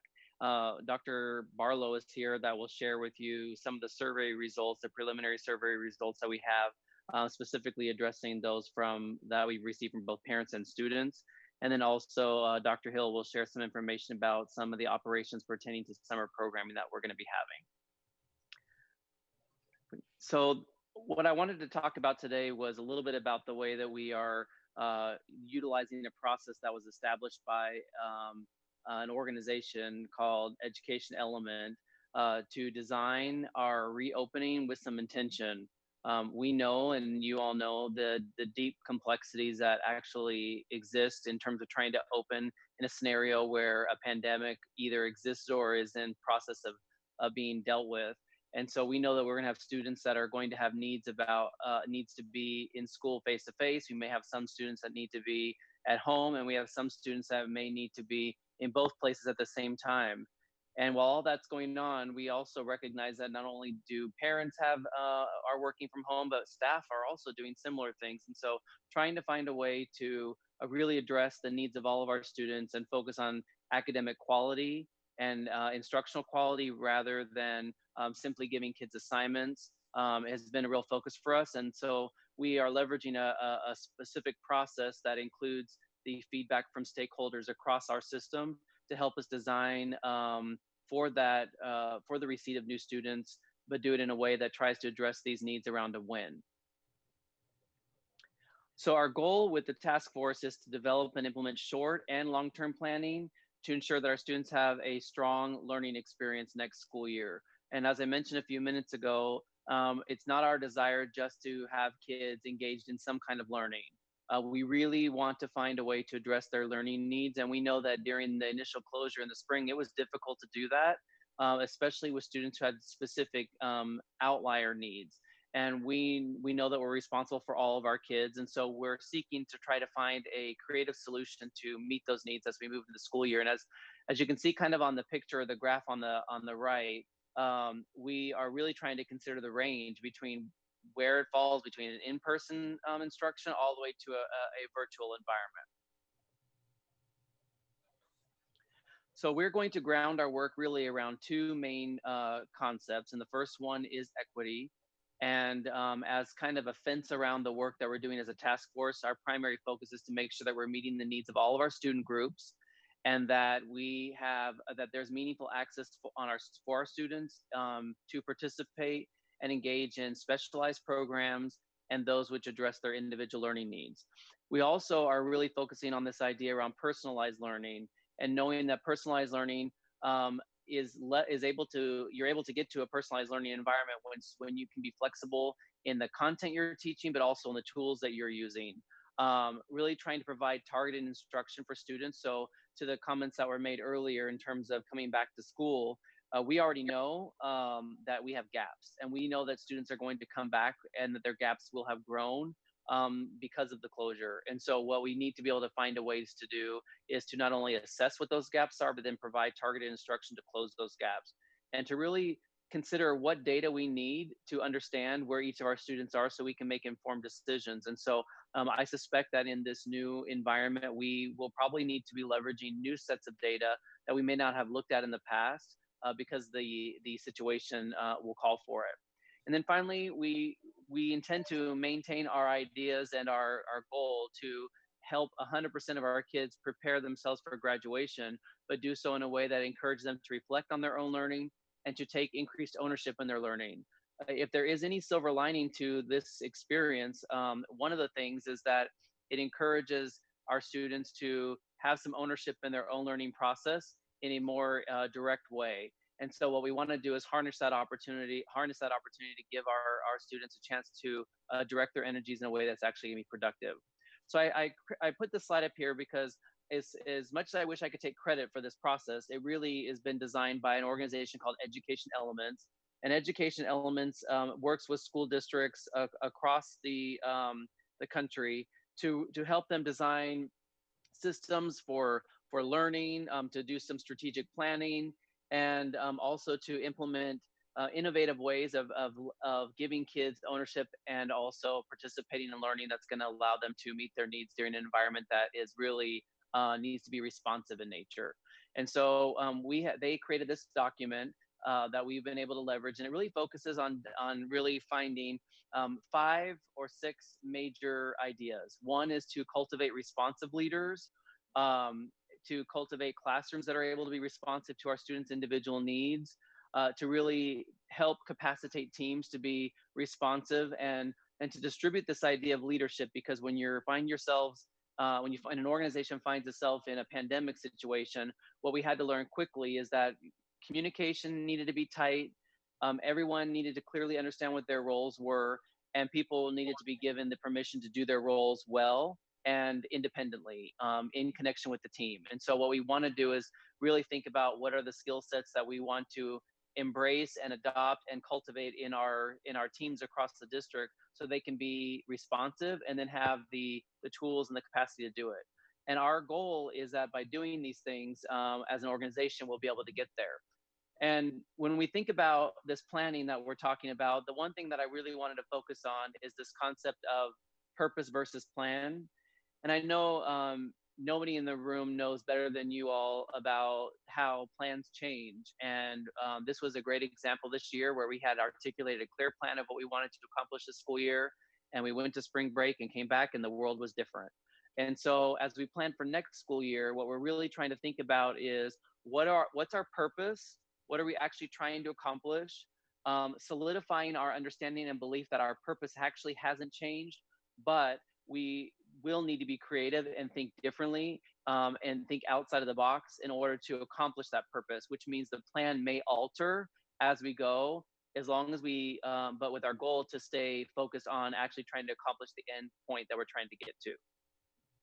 So it doesn't necessarily mean that it's going to be perfect. It just means that we have to be trying. And so responsive planning that we're working with on a team really focuses on 5 main concepts. The first one is around planning for change, and doing so in a way that distributes leadership and builds trust in the organization. As a committee right now, what we're working on is defining what the work is. And once we define clearly what the work will be, then we will work on identifying which people need to be actually attached to which work projects. We are not going to really try to get to consensus, because there really is no situation that's going to be perfect for everybody. What we really want to do is try to meet our end outcomes and the needs of our students. And if we have interesting and new unique ideas and it's safe enough to try, we want to give it some effort to try it. We want to harness this concept that we call flow, and not really try to get bottlenecked and bogged down with some minutia that sometimes holds organizations up. And we want to underscore the belief that if we really want to grow the capacity of our schools, we have to focus on the people that are in them. So I thought I would take you through our process, and it consists of 4 steps, and I'll kind of explain how each one works. But the first step is to identify the knowns and unknowns.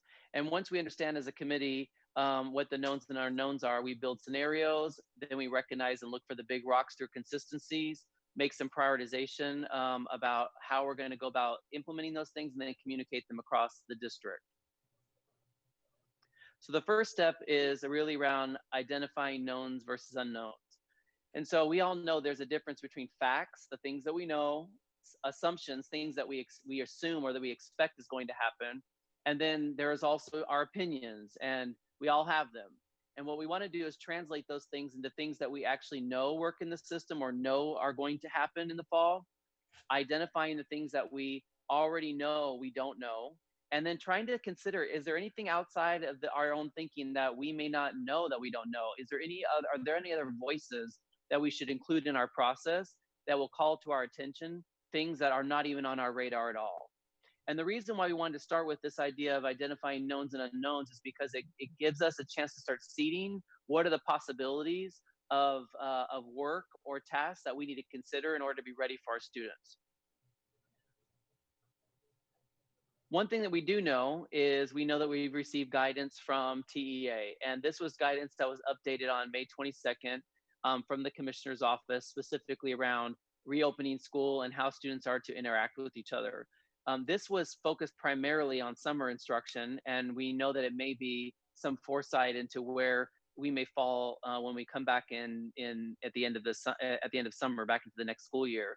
But we also know that this could change. So one of the things that we're thinking about as we begin designing is we're leaning into the guidance we've already received from TEA as a baseline for things that we do know that we will have to comply with in order to ensure that our students are physically safe while we're providing instruction. Once we worked on our knowns and unknowns, we started the process of building scenarios. And when we think about scenarios, we're really trying to consider what is the whole breadth of scenarios we can consider. And just some brief examples could be completely being face-to-face. It could be hybrid, where we have some kids that are in school part-time and at home part-time. We have online learning. And so we really started thinking about what are the different scenarios that we would need to think about, and how would that impact our system depending upon which one was implemented at which time. Once we defined what we believed would be our primary scenario, so, and I say primary because what we want to be careful as a system that we're trying not to do as a task force is to bog ourselves down to try to expend all of our energy designing for scenarios that are most likely not going to occur. We know that the majority of our students are going to be probably engaged in some sort of hybrid scenario. And we also know that there may be some subset of population where parents prefer to keep their children at home. And so in those scenarios, what we're asking ourselves as a team is, if we were to implement that process or system well, so that kids could actually learn at a with high quality teaching from their teachers in those two types of environments, how would we know when we actually reached our target? So as a task force, before we started designing, we started thinking about what our wins would be. And we asked 6 specific questions that came from the Ed Elements document. What does success look like? How will we make sure that we're addressing the needs of all of our subgroups? What are some things in our current system that we may need to reimagine? Meaning, what systems are currently in place, or what operational structures are currently in place in Arlington that we may need to consider reimagining or doing differently because the current way just won't work. We also thought about which stakeholders are actually impacted and how are they impacted. And a good example of this is parents. You know, while we're designing the system, we can't only think about just what we're doing for students. We have to consider the impact that our system is going to have on parents as they bring their students to school and maybe stay at home with some of their kids. And then also what impact it might have on teachers who might be working in environments where they have their own children around them, or in a compressed time frame in terms of the content they need to think about or teach. So we tried to ideate around what can we anticipate our stakeholders to experience. The other thing that we started thinking about a little bit was what parts of the organization need to be standardized, meaning what are some things that we know in a system across all schools needs to be exactly the same, and what are some things that we know can be campus led. And some quick examples of that are, for example, we know that kids are going to, the safety protocol for visitors or for students is going to have to be standardized. We know that grading practices is going to have to be standardized. And so those are examples of things as a district we know we're going to have to define clearly for people. But we also know there are some nuances that a campus may choose to lead. For example, we have enrichment and intervention times that are built into all the master schedules, for example, in the elementary ranks. We may need to leave it up to the campuses to figure out with some guidance what works best for the kids that they're serving so they can meet their needs. In order for us to understand what their needs are, we conducted a survey that really looked at what really we've been looking at teachers' feedback. That's a current survey that we're receiving feedback on as we speak. We spent some time interviewing principals today, and then we also have feedback from both our students and our parents. And we leverage that data to give context to our thinking, because what we don't want to do is design a system that we know won't work for students and won't work for parents, for example. And so we have leveraged the voice of the students and parents to help us think about what things are working and which things aren't really working, so we can do things better now that we have a little bit of a runway. So with that context, what the committee is now about to begin engaging in is really defining the work, really looking at each of the scenarios and then starting to conceptualize what are the individual tasks that have, or areas of focus that have to be addressed, and how does that look in each of the scenarios somewhat different. So for example, if you look at the example that's on the screen, for transportation scenario 1, which would be school is like normal, there wouldn't necessarily be a change. But in scenario 2, where it requires social distancing, that may require several things to adjust, including routes being adjusted, maybe how often buses are run, or for example, if students are not coming to school at all, how do we deal with transportation for students who may be staying at home and then all of a sudden decide they want to come to school. Those are all different things that we want to plan for. So as we define the work, what we will do in each of the scenarios is really consider what are all the tasks or big buckets we need to be thinking about. How does a win look like in each of those scenarios, and how do we plan for them so that we can do it well? Once we define the work, then our next step will be to look across that matrix and identify where the consistencies lie and what needs to be prioritized. And when we think about prioritization, what we're really going to be focusing on is impact. So when we think about impact, there is 3 levels that we're really thinking about. One is targeted impact, meaning it's impact that really only presents itself in a single scenario. And that spectrum goes all the way to the broad impact, which means it's going to be present in every scenario. And so what we want to do as a system is when we look across our matrix and see the tasks or the big buckets that we're working on, we want to find the things that we know to start off with. We want to find the things that we know we have in common across all those scenarios, because we know they have the broadest impact, and that if they're not addressed, it will impact the system in a significant way. And for example, transportation is a really overt one that we could talk about, or grading practices is another overt one that we could talk about. And once we think about this level of impact for targeted versus broad, we want to consider the ease at which something can actually be implemented. So for example, if I was deploying, this is just an example, by the way, if we were looking for broad impact and we had one-to-one devices was the idea, and we knew that was going to impact everybody, then we would want to think about, one, how easy or difficult would that need to be done, and in what order would we go into, and try to think about what areas we would have to contend with in order to make it happen. So when we think about the ease, we're really trying to consider something think about whether it's really simple to do, we've done it before and we have access to resources and it's something that's in our wheelhouse that we're used to, all the way to this area of higher difficulty, meaning we've never done this before. And I'll give you a quick example of that. So the implementation of Canvas across our system, I would say, was a little bit more of a higher difficulty area in the closure this round. And the reason why it was a little bit difficult was because we had a large body of teachers that were not necessarily proficient in leveraging Canvas as their primary mode of instruction. And so we needed to take some time to really develop teachers in a way that allowed them to engage in that platform in a way that would be more at least meaningful for students during this kind of response to the closure that we had in the spring. And so as we move into the fall, what we really want to do is look across all of our tasks or the impact areas and say, okay, which of these things are going to be easy for the system to absorb, which ones are going to be difficult for the system to absorb, and how do we know in what order to go? So when we think about order and urgency, we really are thinking about a couple of things: dependency or interdependency, and timelines. So some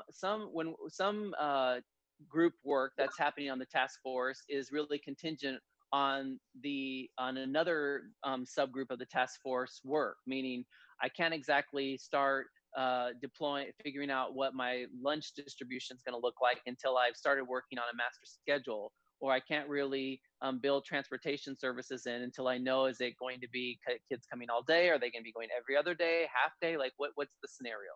And so what we really want to think about across those tasks when we're prioritizing is which ones are interdependent, and when we think about those interdependent relationships, which ones are more difficult and easy, and which one needs to happen in which order and by what time. And the reason why the timeline is going to be important is because, as you know, in planning, if item number 5 is really dependent upon what happens with item number 1, we can't have that delay be too long between those 4 steps that are in between, or the three steps between 1 and 5. And so we want to make sure that we accelerate our work by creating deadlines and timelines that articulate the order they go in and how they're interdependent with each other. And the way that we do that is leveraging this matrix here, which is a 2x2 matrix that focuses on this concept of these two different concepts: difficulty and ease, and targeted and broad.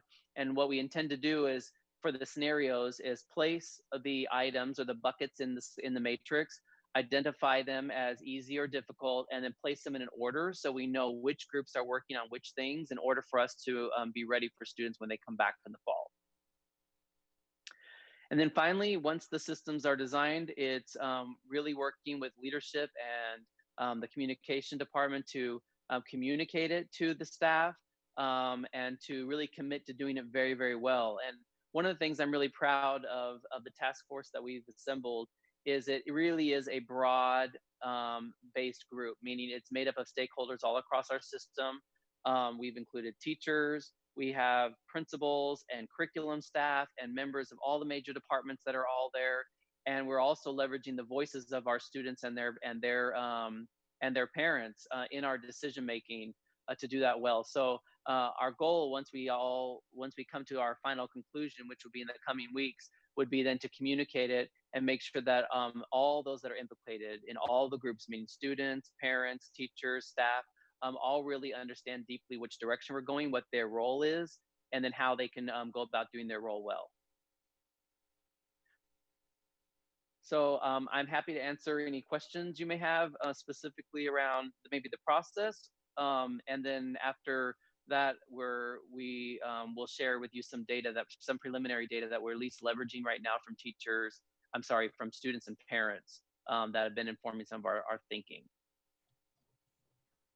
Okay, are there any trustees that have any questions? And unfortunately, I can't see everybody's hand because the PowerPoint's in the place, but I do see Mr. Wilbanks. Thank you, Ms. Mays, and thank you, Dr. Wertz. Wow, I'm quite impressed. Looking through this, it reminds me, for many of you who know, I came from the technology world and the software world, and anyone in the software world these days knows about the agile methodology, which is very similar to exactly what you described. And one of the things that's so great about agile is it has that built-in assumption that you may come up with the best plan, but the reality of the battlefield is almost certainly going to be different. And it allows you to quickly adapt. And this looks almost exactly like agile. So next thing I'm wondering is if you guys are going to adopt OKRs as your goal planning thing and just copy everything Google does. That's interesting that you say that, because we actually are using OKRs already. We've been doing it for the last year. So you guys are sounding more and more like Google every day. No, a lot of this philosophy comes straight out of the agile world or is paralleled there. And even to the point where kind of looking at your requirements in this concept of just good enough. We have this concept of when you're developing software that you work on getting something out first and getting feedback to see if it sinks or swim. And there's this concept of MVP, which is minimal viable product. And so this is a lot of what you're describing is parallel to that. And the great thing about that methodology is the times that we're in now, which are faced with nothing but uncertainty, is what this type of framework is perfect for. It's specifically designed for scenarios we find ourselves in now. So I'm quite impressed. I'll just leave it at that. If we go back to early in your slide, you talked about grounding your work on slide 6.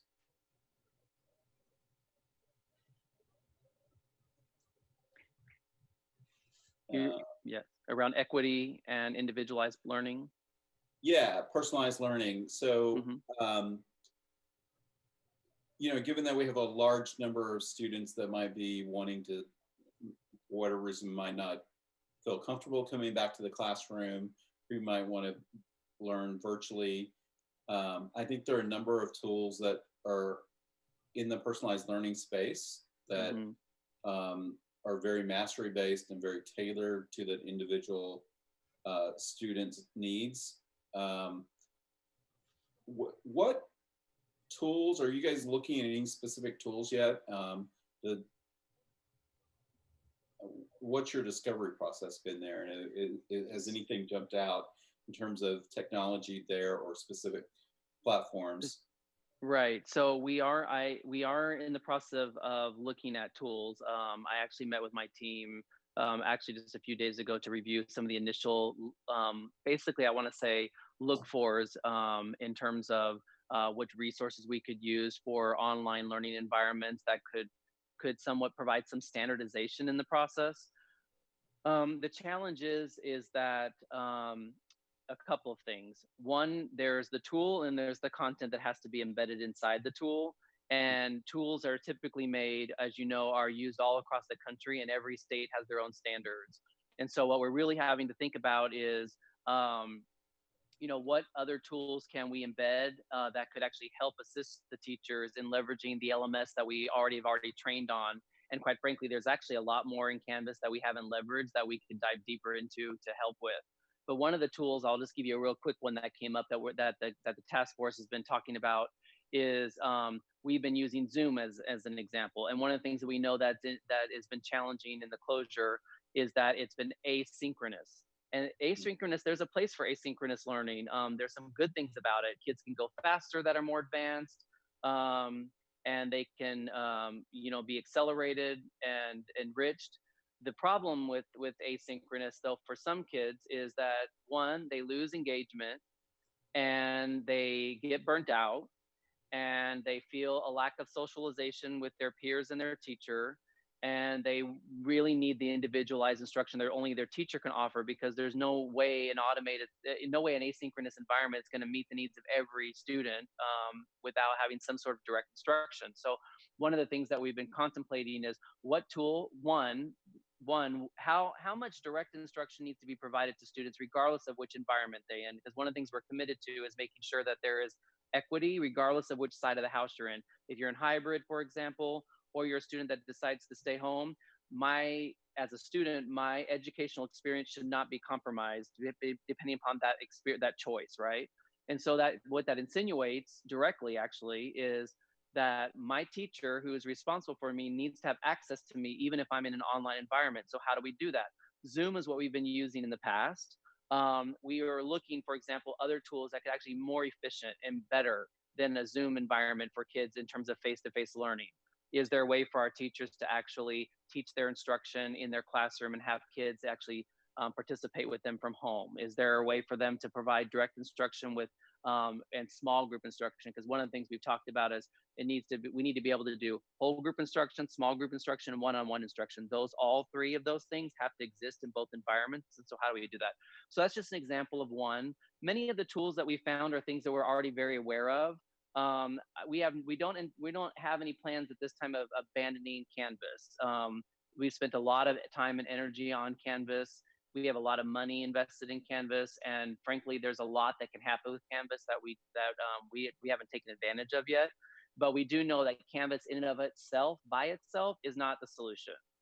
It's not going to meet everybody's needs, and it's not going to provide the kind of instruction that we feel is the highest quality that we need by itself, without infusing some resources from our curriculum and tools. So to answer your question shortly, yes. Have we landed on anything specific yet? No, but we're just in the infancy of our discussion. That deep work that you're describing will actually start next week in terms of getting down to that specific question. So, whoops. All right. Sorry, I thought I was on mute. So one of the specific things I'm curious about is whatever flexible tool that we look, personalized learning tool, are we gonna, I mean, it sounds like data-driven decisions, your bullet point on that slide implies that you're looking for built-in kind of formative assessments and testing for mastery and really more that adaptive learning concept of those tools. Is that already a hardware? Is that something we're looking at? Well, that's part of it. So what we realize is that there are multiple ways to assess our learners, and we want to assess them in multiple ways to understand their learning well, so we can make good decisions. So for example, if I was to use for lack of better terms, a paper pencil test on Canvas, which is really just a test on Canvas that is automatically graded when I'm done. That might give me some level of information, but it's not going to tell me nearly everything I need to know. So what we're trying to design for next year would include an opportunity for us to do a variety of assessments to find kids. And I don't mean formal assessments like we would talk about high stakes or anything like that. What I'm referring to is there a way for our students to use to create products that actually help us to assess? Can we leverage their writing to help us understand their assessment? Is there formalized assessment that we could normally do, like you're describing, whether it's automated, which we still have diagnostic tools. All the diagnostic tools that we normally use, we will still continue to use. We're still going to do curriculum assessments to help us gauge the kids' mastery level of their content in their courses, regardless of how they are. And then, of course, teachers can create their assessments in the ways they've always done, either in a virtual environment or face-to-face. But what we definitely don't want to do is rely on just the multiple choice, fill in the blank kind of answers. We don't believe those assessments are really going to provide us with the level of information that we need to design learning for kids. We really want to try to do all the different varieties that you would normally expect in a school. Yeah, well, I know there's a lot of great tools now that have built-in formative assessments. That's right. Real-time dashboards on every student and where they are in mastering each specific type of problem or content area. And so you know who to provide that targeted one-on-one instruction to that's not asynchronous. Right. And I think it just seems to me that those kind of tools would be a necessity with the flexibility that we're going to have to provide going forward. Just like I think this might, I mean, you know, I'm a champion for more of the mastery-based approaches. Oh, yeah. And especially on grading. And so, you know, I think you mentioned in passing, you know, that's even one of the things you're looking at is where are we on our grading framework, and does that have to adapt to the situation?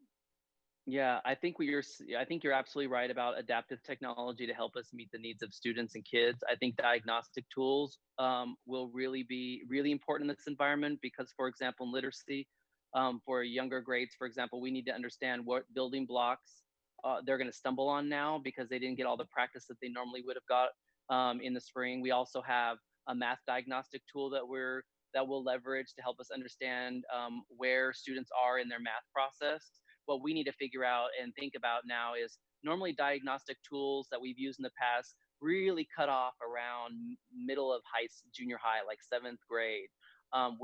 What we'll need to discuss is how much higher up in high school should we consider having that opportunity available to teachers to use, because we know kids that are sitting Algebra 1 that are now moving to geometry. Well, they may have gaps now that were generated that are going to come back and bite them in geometry or Algebra 2 down the road, and we don't want that to happen. So we need to understand how to fill those gaps. So yes to that. And in terms of the grading policy, yeah, we're going to have to find some ways to make an adjustment to expectations around grading. We do not anticipate going to a pass-fail environment next year. We have to find a way to grade for mastery and really understand where kids are and have parents understand where their kids are.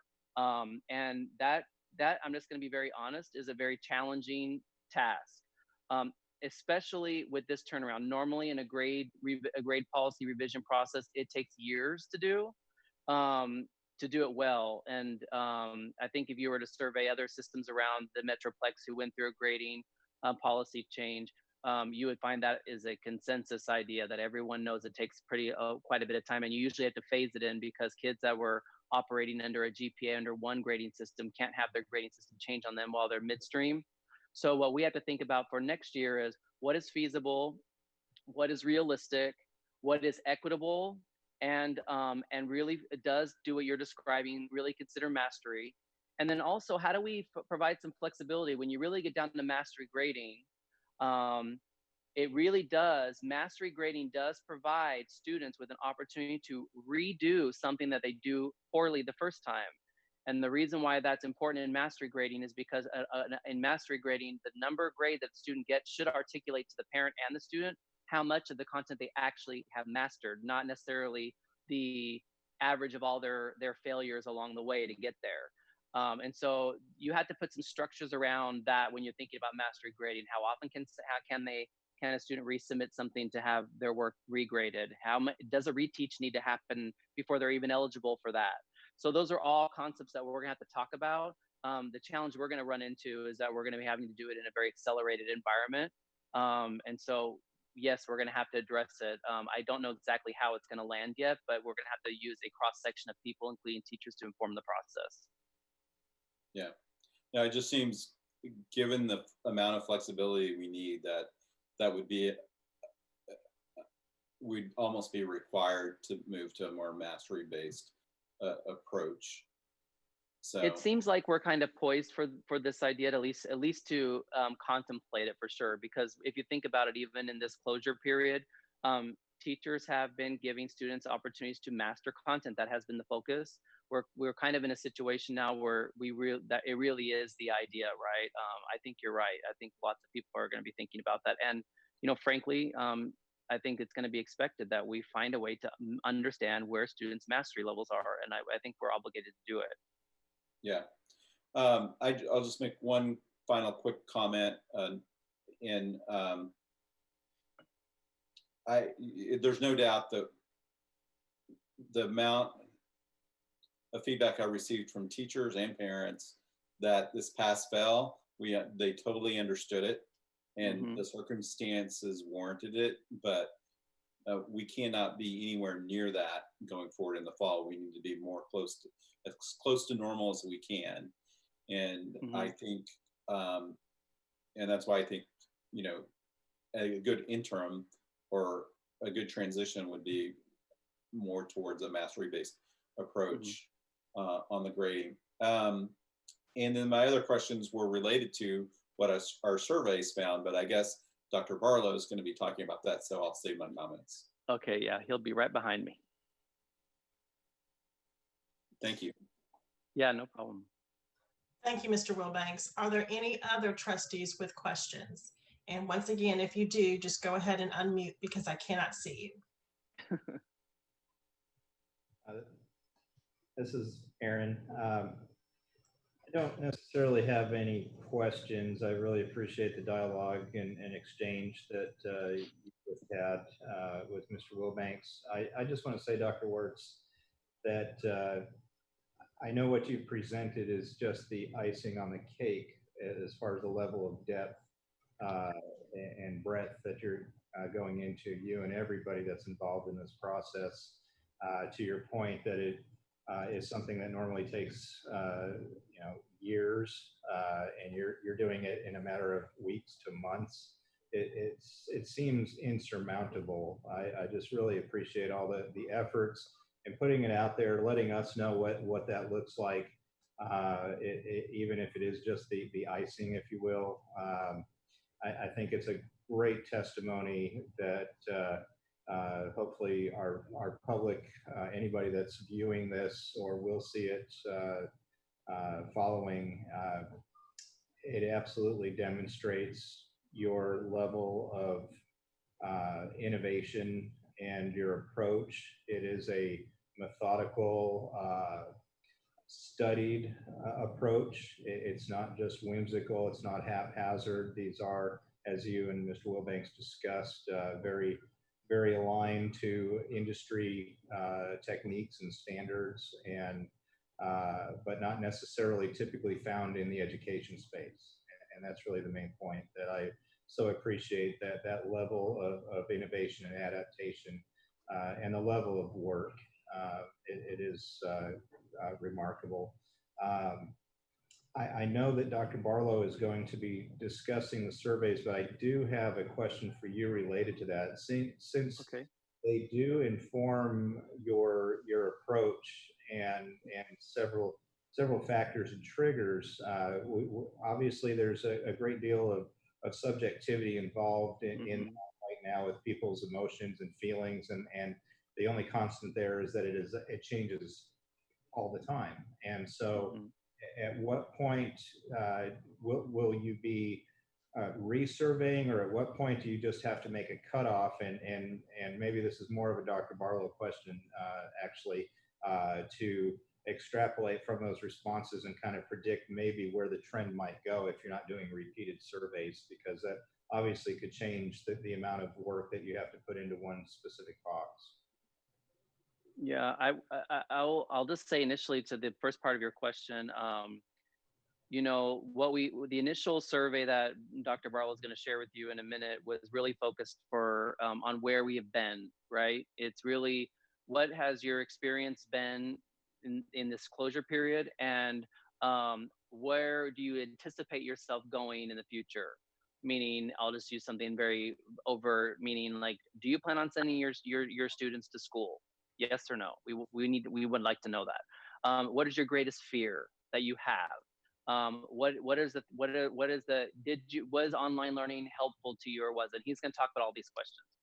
And the way that we've been using this initially was just to orient the task force initially to what our clients, meaning the parents and the students, have experienced in the past, because there's no sense in designing something that everyone is going to feel very uncomfortable with and not like.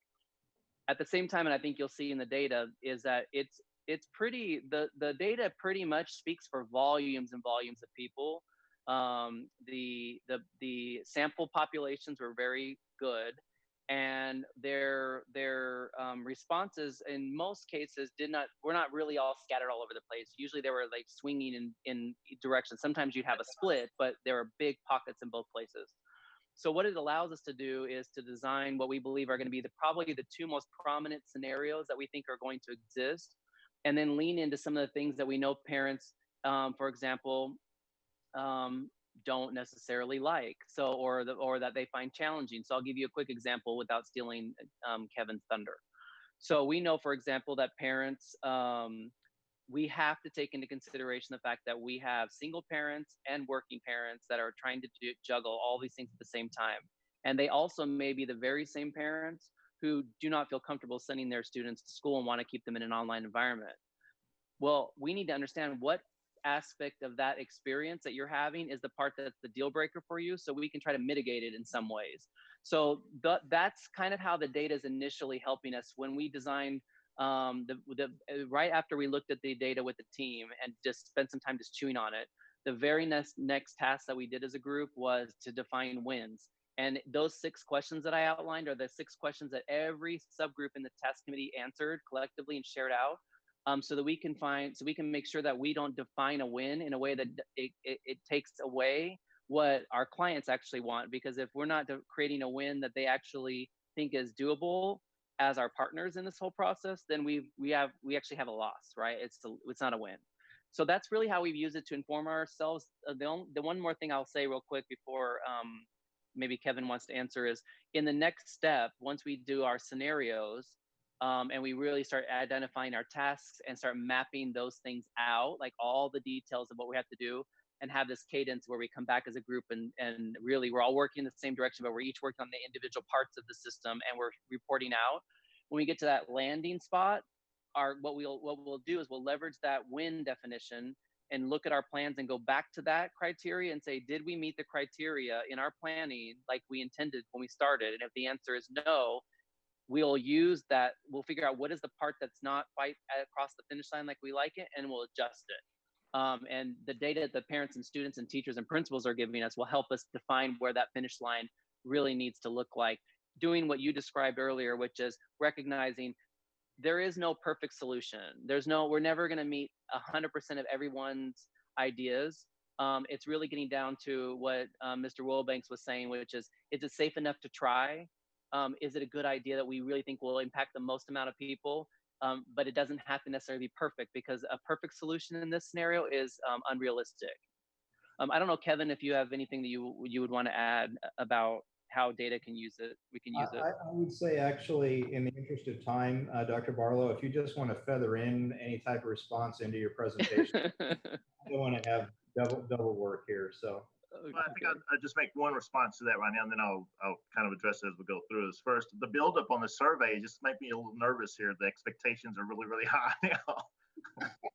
So maybe as partial response to your question is that this is kind of our first stab at it. You know, we're just trying to understand what's happening and what the feelings of our teachers, parents, and students are, kind of what happened in the spring, and then What are their concerns as they move into the fall? What I would suspect is that as we get into summer and or early fall, that we'll think of other things that we need to have a better understanding about. We'll probably do a resurvey. Might be different questions, might be some of the same questions to see if we've addressed concerns. So I kind of see that as a moving target. I don't know that it would be the same thing over and over. I think we'll kind of be fluid and adjust with what we're seeing and what we're hearing so that we can understand our stakeholders. And I think that really leans into the concept that you were mentioning, Mr. Wilbanks, which is once you design what you believe is your prototype or the system you think is going to work, you practice it out. And then you find out what you like or don't like about it. And our practice time for us is going to be before school starts. We intend to run our systems before school starts in the fall to get a sense of how it will impact us. So, well, not only that, but then you get it out there and then you iterate to get it closer to perfection. Right. The concept of iteration is so important. Right.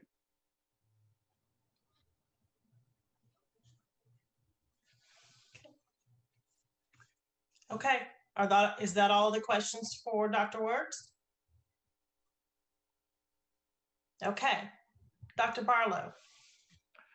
Sure. So if we can go to the next slide there. So again, thanks for having us a little bit of time to go through some of the survey results, President Mays, members of the board, and Dr. Cavazos. So what we've done is, again, kind of reiterating is our parent and our student survey is closed.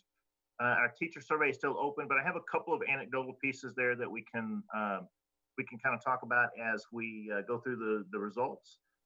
These are very preliminary, kind of high level ideas or concepts that we feel like, hey, the sample is large enough, we can start talking about these, but we want to do a little bit deeper dive. I can give you some examples of that deeper dive here in a minute. You'll just see some numbers there. Go back just one here there, slide there. So you can see the responses there. These are not typically, these are still nice responses, nice sample sizes.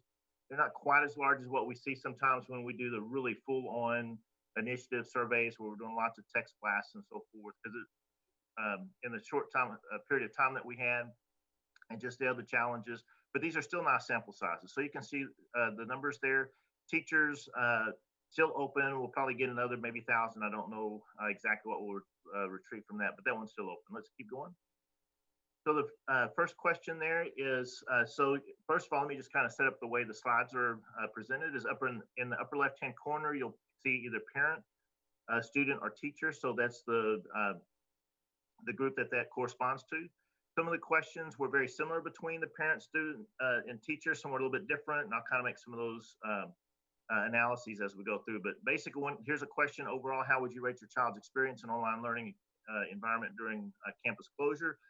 Moderately challenging was the overarching result there.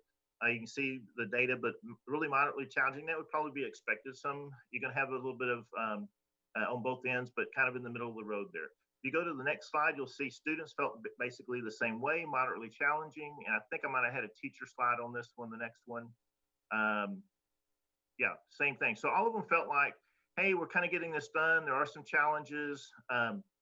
Certainly isn't easy, but moderately challenging kind of in all three groups. Let's keep going. So here's another question. This is a parent. I was successful helping my child complete his or her assignments. So you can see strongly agree, strongly, or somewhat agree. So very strong there. I think what's more interesting here is the comparison to some of the other groups. If you go to the next slide. So here's the student response to that. I was successful completing assignments on time. And so you see, maybe not quite as strongly agree. There's a more strongly disagree and somewhat disagree. So that one's not quite as strong as what we saw with the similar parent question. Let's go to the next slide. Here's another one with parent. I was successful monitoring my child's academic progress. Again, very strongly agree, strongly somewhat agree. And then if we go to the next one, which is, I think the student, kind of a similar question. Notice that one goes a little bit different direction there. I received help with my schoolwork from my parents when I needed it. So there are some strongly agree and somewhat agree, but there's just as many, almost just as many on the other end of that, where you have somewhat disagree, strongly disagree. So I think what was interesting, and we've had a lot of conversations on this, is that the difference in the perspective of the adults and the difference in the perspective of the students. We know that happens in general anyway, but I think this just kind of articulates that, and it's just it's not a good or bad thing. It's just, okay, how do we address that? Let's keep going. This one is kind of similar to those questions. This is the teacher response. Notice I was successful monitoring student progress. So here again, the adult side, very strongly agree, somewhat agree. But if you go back to that student one, it was not quite as lopsided or skewed to that one area there. Keep going. So here's a parent. I was successful in knowing how to use the at-home learning hub. Strongly agree, somewhat agree. Go to the next one. Here's the student version of that. So where the parents really felt like they were engaged with the learning hub, accessing and so forth, the comfort level with the student wasn't quite as much. The question is asked a little bit differently, but it has some of the same concepts there. It's kind of straight across the board. You have pretty much as many, almost as many that were uncomfortable as you do that that were comfortable. Keep going. So this one was, what was your comfort level in using the AISD's at-home learning hub with the teacher? Again, very comfortable and somewhat comfortable, very strong, maybe not quite as much as the parent, but still very strong. Again, a little bit of a interesting difference between the adults and the students. The adults much more comfortable than the students were. Let's keep going. This one was interesting. So the parent version, I was successful transitioning my child to a virtual classroom, example, Zoom, WebEx, etc. Very strongly agree, somewhat agree, very heavy on that side. We go to the student one. And not nearly as heavy, not nearly as skewed to strongly agree, somewhat agree. This one's pretty much straight across the board. Just as many students were not as comfortable or disagreed with that as the students who did strongly agree with that. So I thought this was interesting. We go to, I think there's a teacher version of this one. Again, teacher version, same question. So the adults here are very comfortable with the Zoom conferencing tools, that type of thing. The students weren't as comfortable. I just thought that was interesting, looking at the difference between the students and the adults. Okay, let's keep going. This one is just, we had some questions in there about just the support that parents were receiving. So, you know, the parents, even though there was certainly frustrations along the way, kind of what we were seeing is that, yes, parents wanted things to change, but very supportive and very recognizing that, hey, these were tough times. And yes, there was a lot of support out there. Yes, there's a lot of good things happening. There's still tough times and we still want to change things, but very supportive of all the work that was done over the last couple of months. So this one's just, I was successful receiving enough support to implement online learning. These are the parents, strongly agree and somewhat agree, very heavy. Let's keep going. I think this one of y'all may have asked in one of our presentations, maybe last month, I'm trying to remember now, but so we specifically put this one on here to get a gauge of hours. So so this is a question to parents. During remote learning, what was the average amount of time your child spent on schoolwork per day? And you'll see real heavy there in the 1 to 2 to 2 to 3 hours, but you do have some parents that responded 5+ hours. If you can see the chart there at the bottom, there's probably around 450 parents that responded 5+ hours. 5+ hours per day, probably a little much. I don't know that I can make a judgment on that, but it seems like it's a lot. I do have a couple of qualitative pieces that I'll kind of share with you, go with that in just a minute, but let's keep going. During school closure, how concerned have you been about your child's social and emotional well-being? Somewhat concerned in the middle there, and very concerned. So I think it's certainly something that probably needs to be addressed. I know we've had conversations about what do we do with SEL with students and so forth. So I think that supports the need for that. Here's a parent question. I've been provided the appropriate tools and resources to be effective while my child learns remotely. Again, strongly agree, somewhat agree, very strong, saying that we appreciate everything you're doing, but we still do need some help, but we know that we recognize there were tough times. Let's keep going. This one's very interesting. So parent, if the student opens, this is a parent question. If the state opens campus-based learning for the start of the 2021 school year, how comfortable are you with your child returning to school? In other words, school building with other children. Notice there's just as many parents that say very uncomfortable or somewhat uncomfortable as there are comfortable.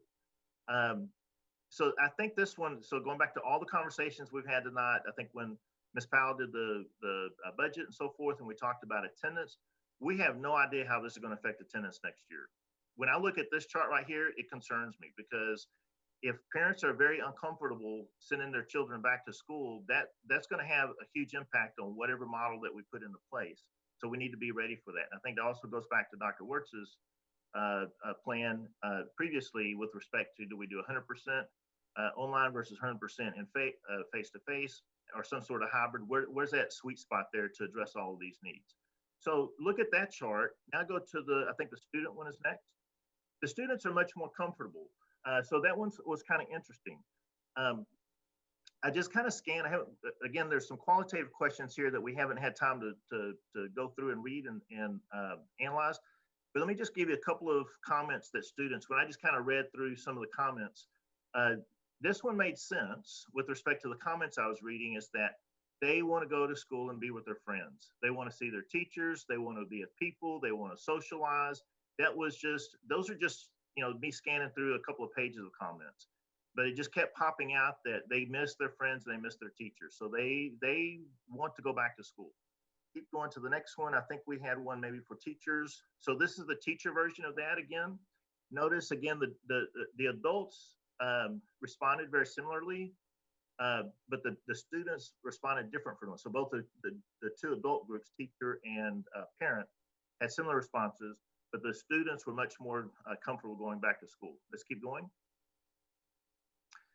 So this was a parent, please select which of the following options are important to you in regard to your child returning to school. So they can select all that apply. The heavy one there at the bottom, if you can read that, I'm not going to read through all of those, but the two ones, the two heaviest ones were, it's important to me that classrooms and other areas of my child's campus are clean and sanitized.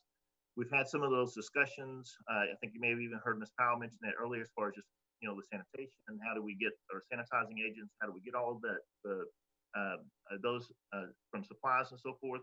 But then I think the one that was more interesting to me was that one that's next to the bottom. It's important to me that my child's campus is performing mandatory symptom checks on staff and students before they enter the school campus.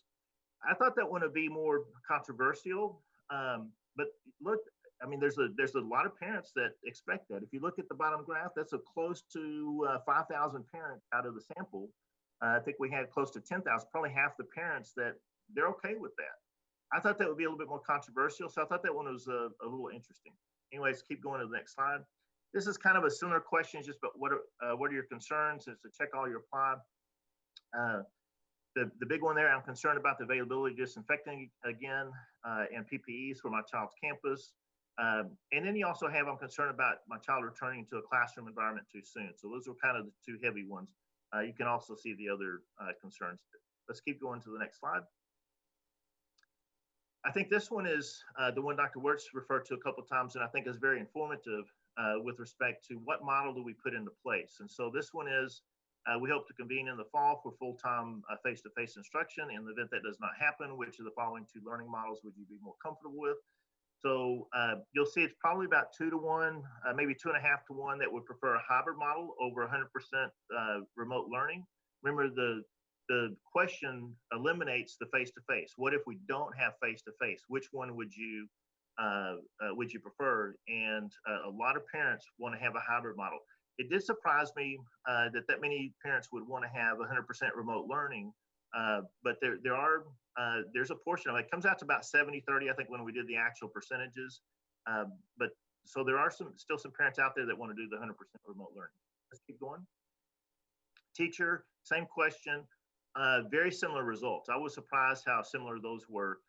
It's a little bit heavier on the 100% remote learning, but very similar results on the teacher. Let's keep going. So just a couple of comments on the qualitative results. And so I think we have I think the next slide, let's go ahead to the next slide. So, so these were two of the questions on the parent one. And I'm going to kind of give you the themes that are kind of coming up. Again, we're still going through all the qualitative. Qualitative takes much longer because you have to sift through all the comments. And I'll just kind of give you some examples. So 2 questions. Well, let's go back just one second there.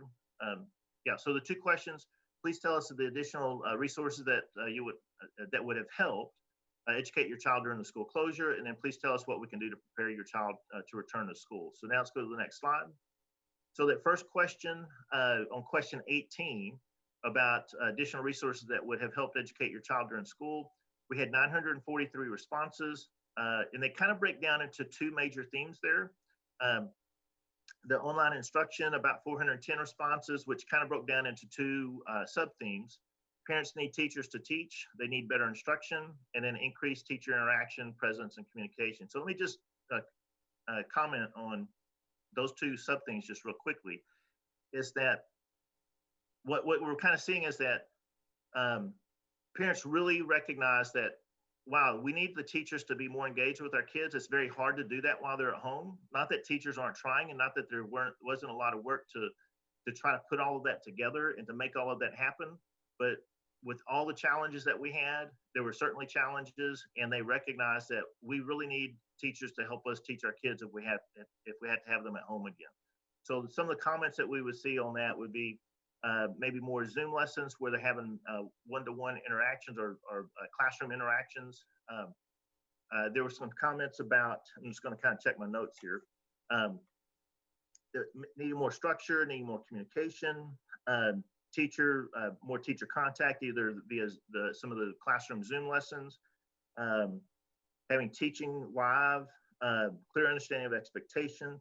Some of them talked about hands-on. I'm not sure exactly what that means with respect to how you would do that via Zoom and so forth, but that was a comment. Some of the additional tools that last questionnaire, or the last theme there, a lot of comments about books, need library, access to library, textbooks, flashcards, tutors, translators, multiplication charts, and just kind of giving some examples of some of the comments. Let's go to the next slide. And then that question 28, please tell us what we can do to prepare your child to return to school. 754 responses there, and you can see that kind of broke down to 2 major themes. I'm going to give you some examples of those. Health and safety concerns. A lot of comments on health and safety, but it's really kind of interesting what those comments were. We had everything from don't send kids back until you have 0 cases. And then we had the opposite end of that. We think the whole virus thing is a hoax. I mean, we had 2 extremes on that. So it's really kind of interesting on the health and safety concerns. Kind of going through some of my notes here. Make sure we have cleaning supplies. We had two extremes on don't require students to wear masks. And then we had others, please require students to wear masks. So some opposite ends of the cases there. Some questions about concern with high-risk students. I know we've had some of those conversations in senior staff. We know we have students that may be high risk. How do you handle those so they're safe? And then on the instructional concerns, I think we're just about to the end of the comments here. Comments as extreme as if it's not safe, I'm going to homeschool my child and just keep my child home. So a little bit of a question there. Standardization. Going back to that 5+ hours, had one comment. My child was doing 50 to 60 lessons a week. Not sure if that, how accurate that is, but that seems a little extreme. A lot of concern about PE, music, art, the extracurriculars, electives, that type of thing. And then some concern about how you're going to reteach our children in the fall, as far as all the stuff that they've missed here in the spring. What are you going to do in the fall to compensate or to help with that gap there? Okay, let's go. I think that was the last slide on the actual survey. Yeah, just any question, comments, or thoughts. Be happy to answer any questions that you have. Thank you very much, Dr. Barlow. Do we have any questions from trustees? Ms. Walton? Thank you, President Mays. Really interesting questions and results. My question has to do with the ages of the students who responded to the surveys. What was it age range from what to what, or? So we Absolutely. So we sent surveys out to grades 6 and through 12. We thought that was probably the most age appropriate. One of those deeper analyses I was talking about is we want to dig down a little bit deeper with respect to did students at different ages respond differently. We haven't gotten to that level of depth yet. I will tell you the two that we did do is on the parent survey, we dug a little bit deeper on that on the online versus the 100% online versus the hybrid. And what we saw there was that it really didn't make a difference if it was an elementary school parent, junior high school parent, or high school parent. I kind of thought it would, but it didn't. The results are about the same regardless of the age level. But yeah, that's a great question. Those are some of the deep dives we want to do. We just haven't gotten to that yet. Well, okay, so let me be sure I understand. So the only students that were surveyed were 6th graders through 12th grade? Yes. Okay. The what about the parents? The parents were all level. So we were all level. Okay. Yes. Okay. We debated on that a little bit as far as how to word questions for the younger children. That gets a little bit challenging in surveys, and so we kind of went back and forth on that. And basically what we did was our kind of rule of thumb that we've done on our surveys for the last 4 or 5 years on student surveys has always been 6, 8, 10, and 12. Yeah. Mm-hmm. So we followed that pattern. The only change we made was that we did 6 through 12. We didn't do just those grade levels, but we thought if we get below 6, we might have some challenges with just how to word the questions, making sure that students were felt that they were appropriate and so forth. Yeah. So you're relying basically on the parents then to younger children to give you a picture. Yes. Okay. And how many parents had children in that age range? With the elementary, I don't have that right off the top of my head, but I can certainly find that and send that to you. Okay, that'd be great. I'd appreciate that. Yeah. I don't know. Of course, I was an elementary teacher all my life, so I'm much more focused on that. And I was kind of surprised at some of the responses. And then I was like, wait a minute, what were the ages of the kids? Right. So I'm not sure that younger kids wouldn't have different takes on some of this stuff. They certainly could. Absolutely. Yeah. Again, just a hunch. I mean, I have nothing to base it on, Yeah, and they certainly could have a little bit different take on it. Yes. And Dr. Barlow, don't you think that based on information that we might get throughout this summer, that those answers would change? I think everything is fluid at this point. Absolutely. We may do that same survey as we get in the summer, and as we have more information about school opening up next year and what people are hearing and how we're messaging that, all of that could change. I think it's a very, very fluid situation. Thank you. Okay, thank you, Ms. Walton. Thank you, Mrs. Fowler. Any other trustees have any questions? Mr. Wilbanks. Thank you, President Mays. Dr. Barlow, my one question is based on your survey questions. I guess you were able to get a good gauge of what percentage of our parents might be pulling their kids and keeping them at home. It seemed like on that one survey, it was about 25%. If you went strictly by that question, and you talked about 100% online, which might correspond to that, is about 30%.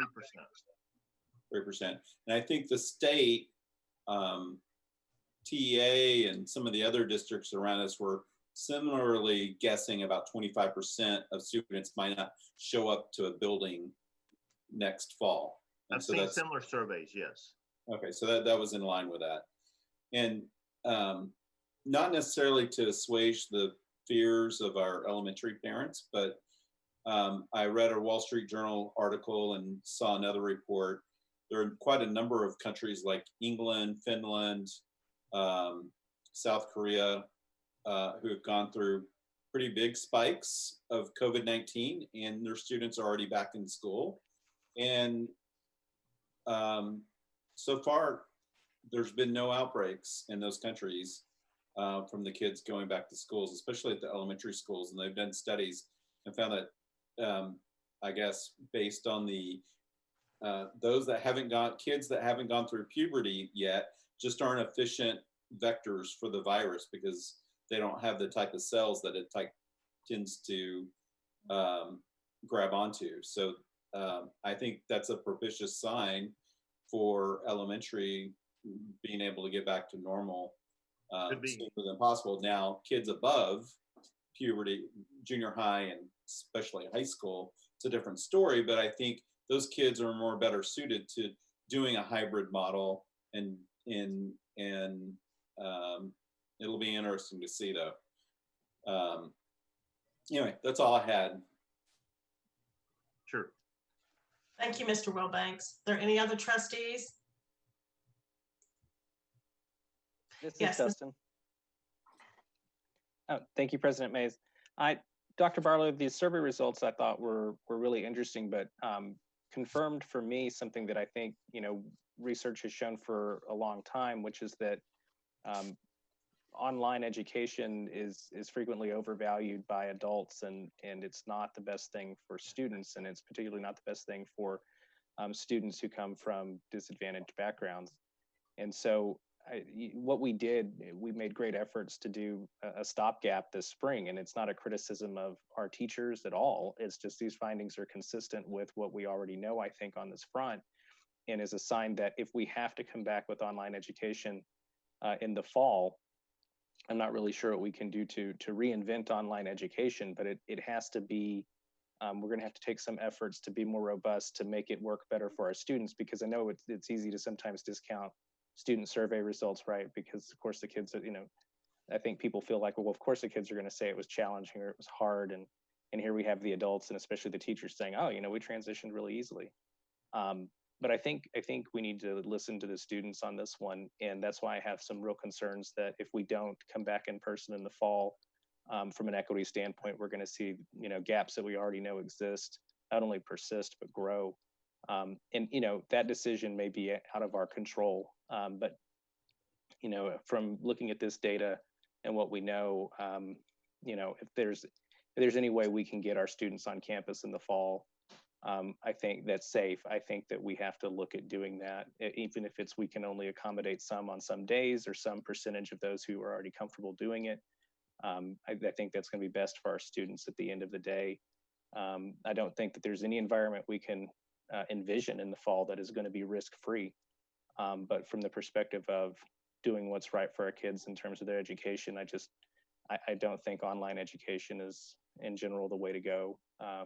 It is, more efficient in some ways, but from the student experience, it just seems to not be the best thing. And so looking forward to, hopefully things improving and we don't have to come back in the fall in a fully online capacity, because I don't think that would be good for our students. And that's really the only comment I have.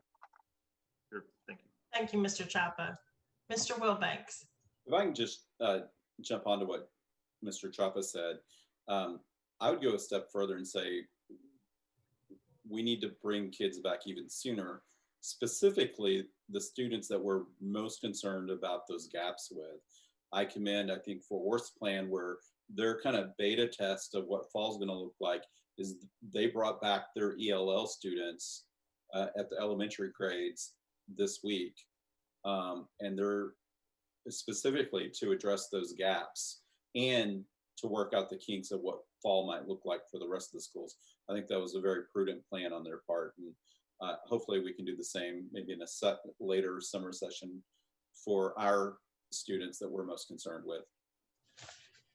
Mr. Wilbanks, they actually didn't. They stepped back from that plan. It was too soon, is what we have learned. I think Dr. Hill learned that in collaboration. They had to step back that plan because it was too soon and they didn't have the right information, feedback, protocols.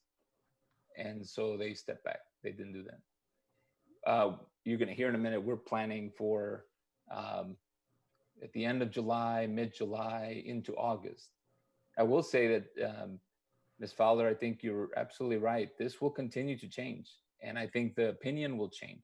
What's interesting is about 70-30, 70 saying hybrid, I think that'll continue to evolve and grow as the weeks go on.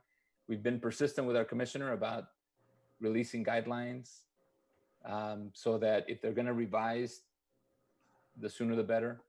And I do anticipate that's going to happen the sooner than July, I think, is what we're understanding, because of just the changes that are already happening with the governor's orders and things like that. We're kind of in a disconnect with the orders from the state and the prescriptions to the school. And the closer they align those, the more clarity we'll have in our work for the fall. So just wanted to share that. Thank you, Dr. Cavazos. Any other questions? Dr. Barlow, are you wrapping up this section or is someone else following? We still need Dr. Hill. Finish with mine, but I think there's another section after me. Okay, Dr. Hill, you're next. So good evening, President Mays, Superintendent Cavazos, and board. I'm here to just kind of wrap up the end of this presentation. Is really more about to what Mr. Wilbanks was alluding to, summer programming and what we're going to be doing over the next several weeks to try to implement some of the guidance that's already been provided to us by TEA.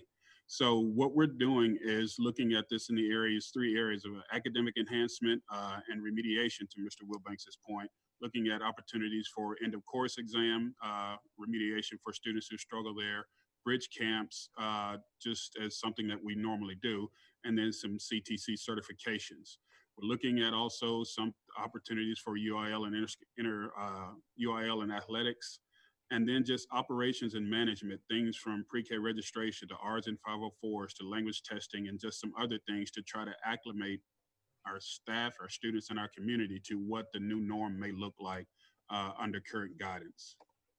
So starting on June 8th, that's Monday, UIL has allowed us to do the strength and conditioning camps, and we will have that going Monday in all 6 of our high schools for grades 9 through 12. According to those guidelines, there's a 20-to-1 ratio. We'll implement some daily screenings according to the guidelines, hand washing, social distancing, staying outdoors only, no locker rooms or showers available, and it's limited to 2 hours a day, basically, with an additional hour for sports-specific training, limited to physical contacts, and we're going to close the walking tracks during this time to just continue to focus on the social distancing and keeping everybody safe. Again, this one will start on Monday, and it'll go through July 31st.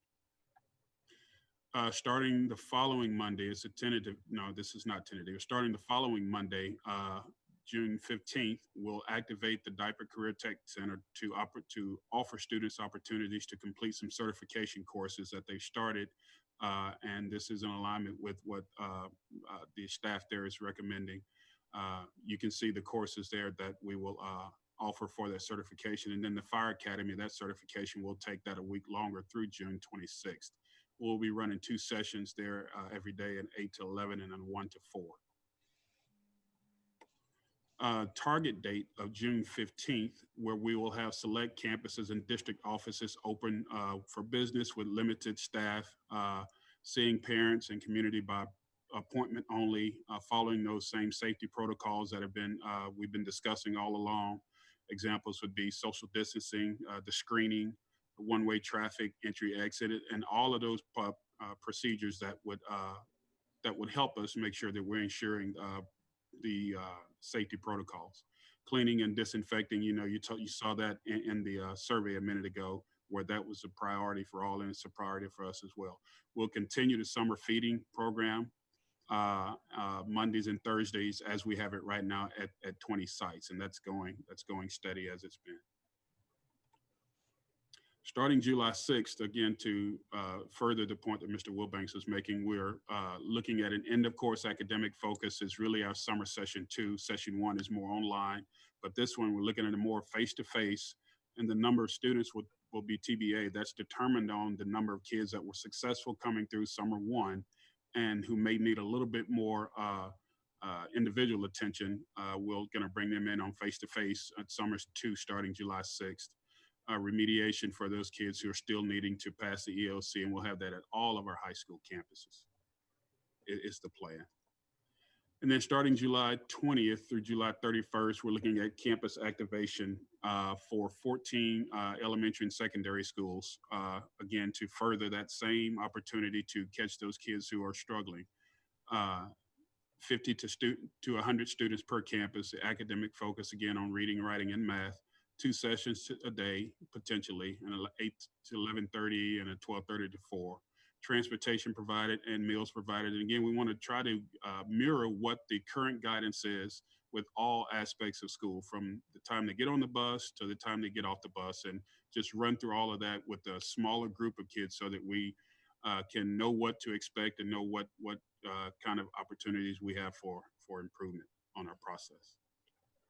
Again, all of these programs will be appropriately staffed according to the guidelines and ratios recommended by TEA. And in some cases, we may even go beyond that just so that we can feel safe about, what we're doing.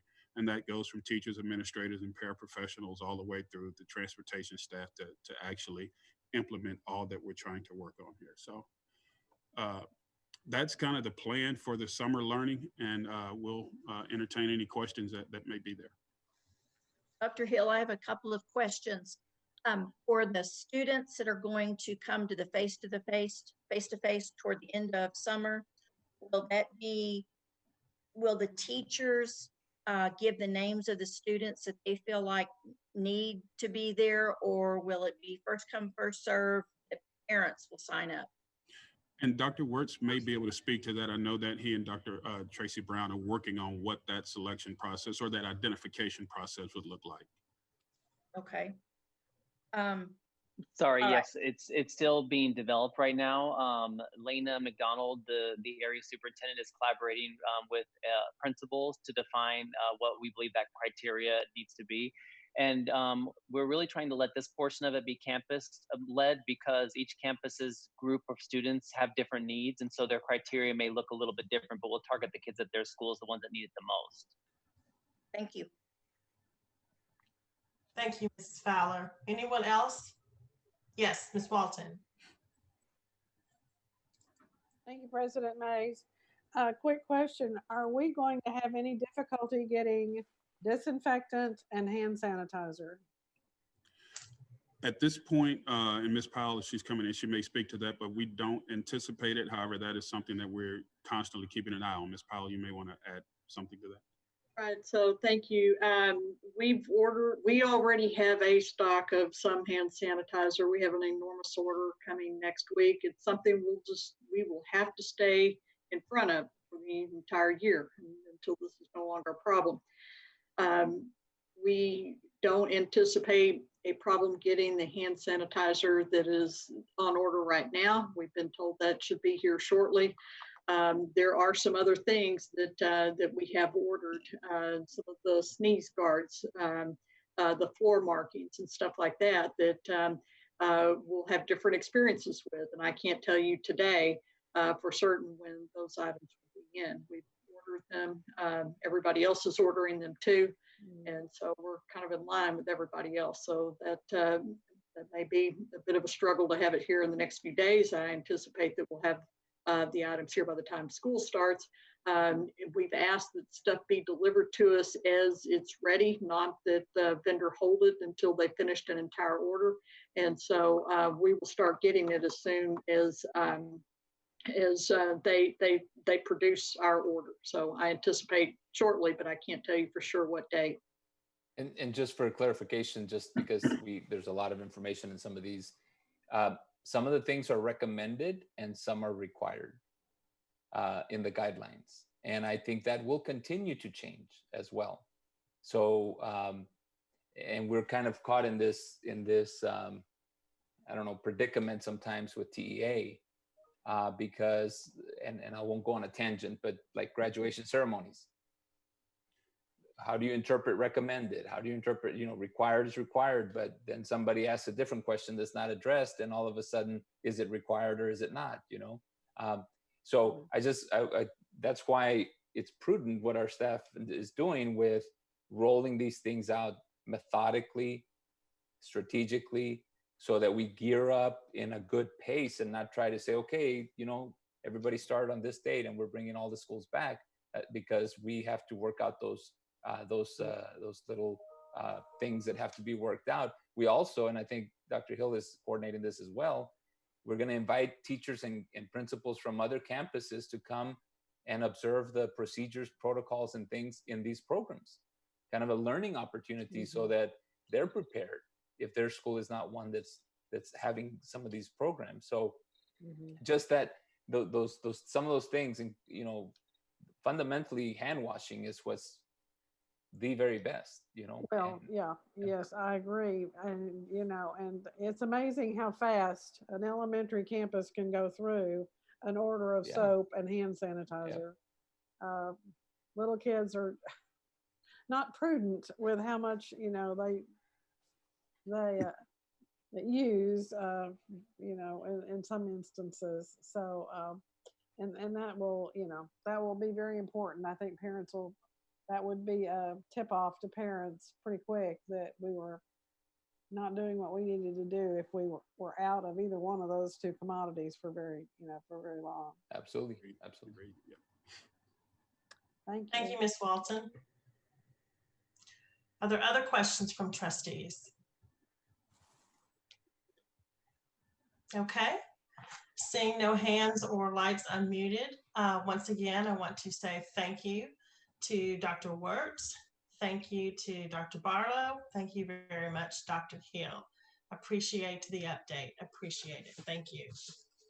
So now we are ready to move on in our agenda to our open forum for non-agenda items. Mrs. Benjamin, do we have questions registered to address the board regarding non-agenda items?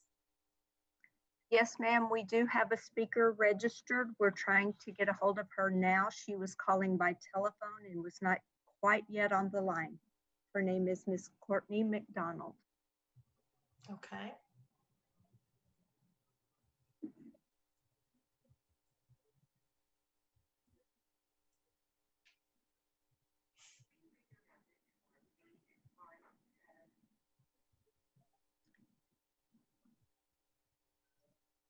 President Mays, we tried to place a call to Miss McDonald and got her voicemail.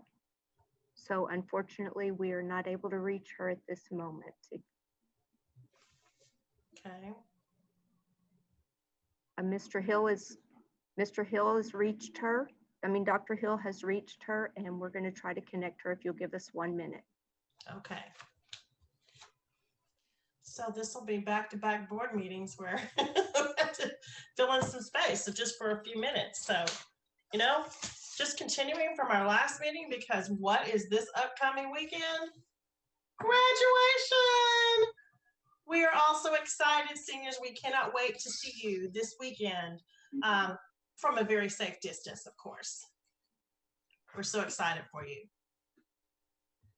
Class of 2020. And we hope air conditioning.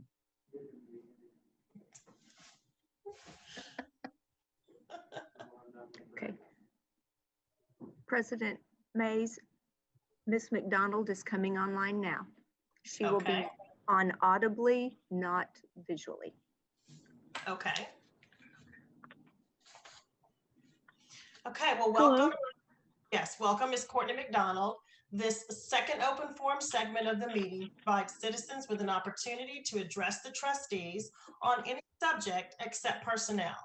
This is not intended to be a discussion or a debate, and trustees will not reply to the speaker. Derogatory comments aimed at an individual will not be tolerated, and you will have 5 minutes to speak. Mrs. Benjamin will notify you when your time is up and time to end your presentation. Ms. McDonald? Okay. Hello. I wanted to talk to y'all today about the names of Lamar High School, Bowie High School, Sam Houston High School, and Seguin High School. I'm sure y'all are all aware that Mirabeau B. Lamar, James Bowie, Sam Houston, and Juan Seguin were important historical figures that helped establish Texas, but they're also racist, brutal slave owners and militaristic advocates for the slaughter of Native Americans. So I wanted to talk to y'all about potentially changing those names. Mirabeau B. Lamar, in his political career, worked to nullify federal laws concerning slavery and Native American removal, which were two practices that he valued above all else. Not only did he help write the Texas Constitution of 1836, which stated that African Americans couldn't live in Texas without Congress's permission, but he signed the Act Concerning Free Persons of Color, which stated that any free Black entering Texas would be enslaved for 1 year. Upon becoming the second president of Texas, he launched his self-described prosecution of an exterminating war upon the Native Americans, which he described as tigers and hyenas and wild cannibals of the woods. James Bowie was a well-known slave trader before he came to Texas, and he brought with him to Texas 109 enslaved African Americans. He exploited the labor of these slaves and used his slave trade profits to become a land speculator.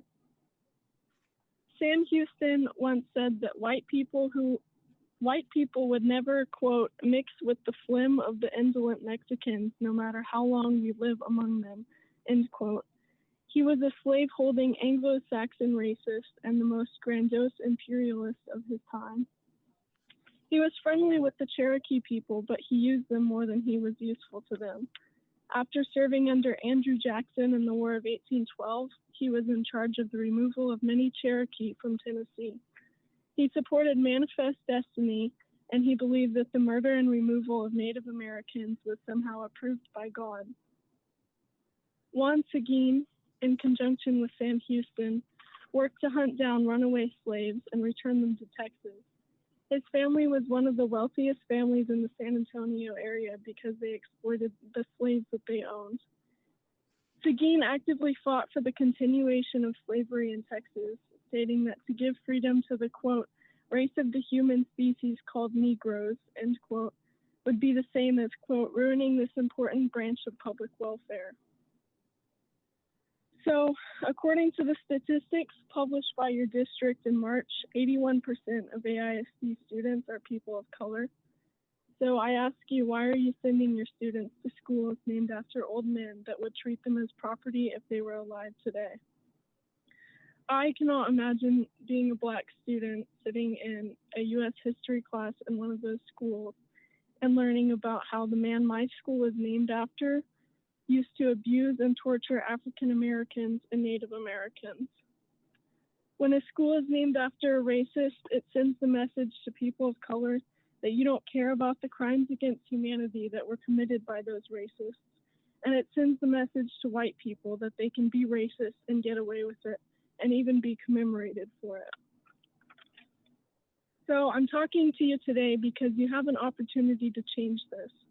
I ask that you rename your schools after people you want your students to imitate. I'm not asking that you erase the history of these four men, only that you do not unjustly admire them. I ask that you give your students good role models and that you teach them both the good and the bad of history.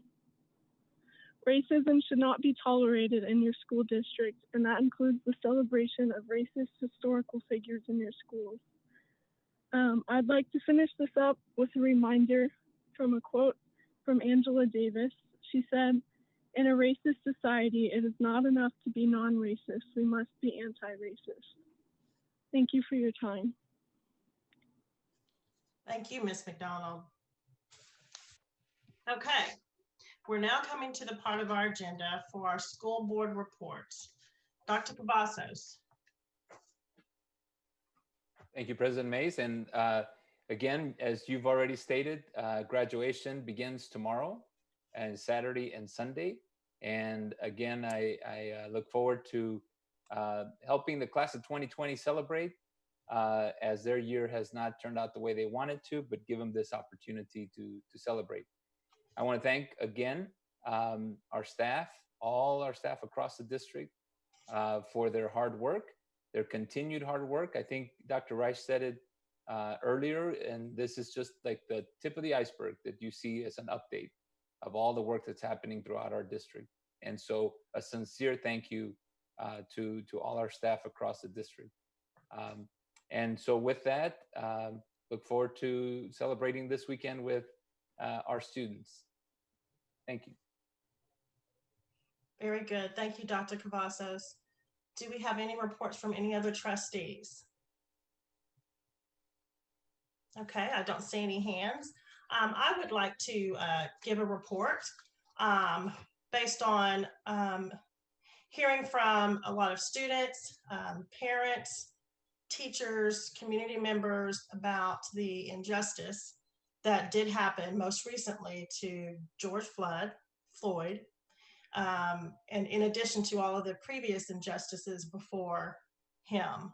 I have to say that I am very proud of our students and teachers for being open to conversate and understanding that communication is very important, and that many of us are angry and confused and need an opportunity to address these emotions. So teachers, counselors, coaches, I've been hearing you, and I know that you have been in touch with the students, reaching out to you to ask questions, just to share their thoughts. Thank you for taking the time out for our students.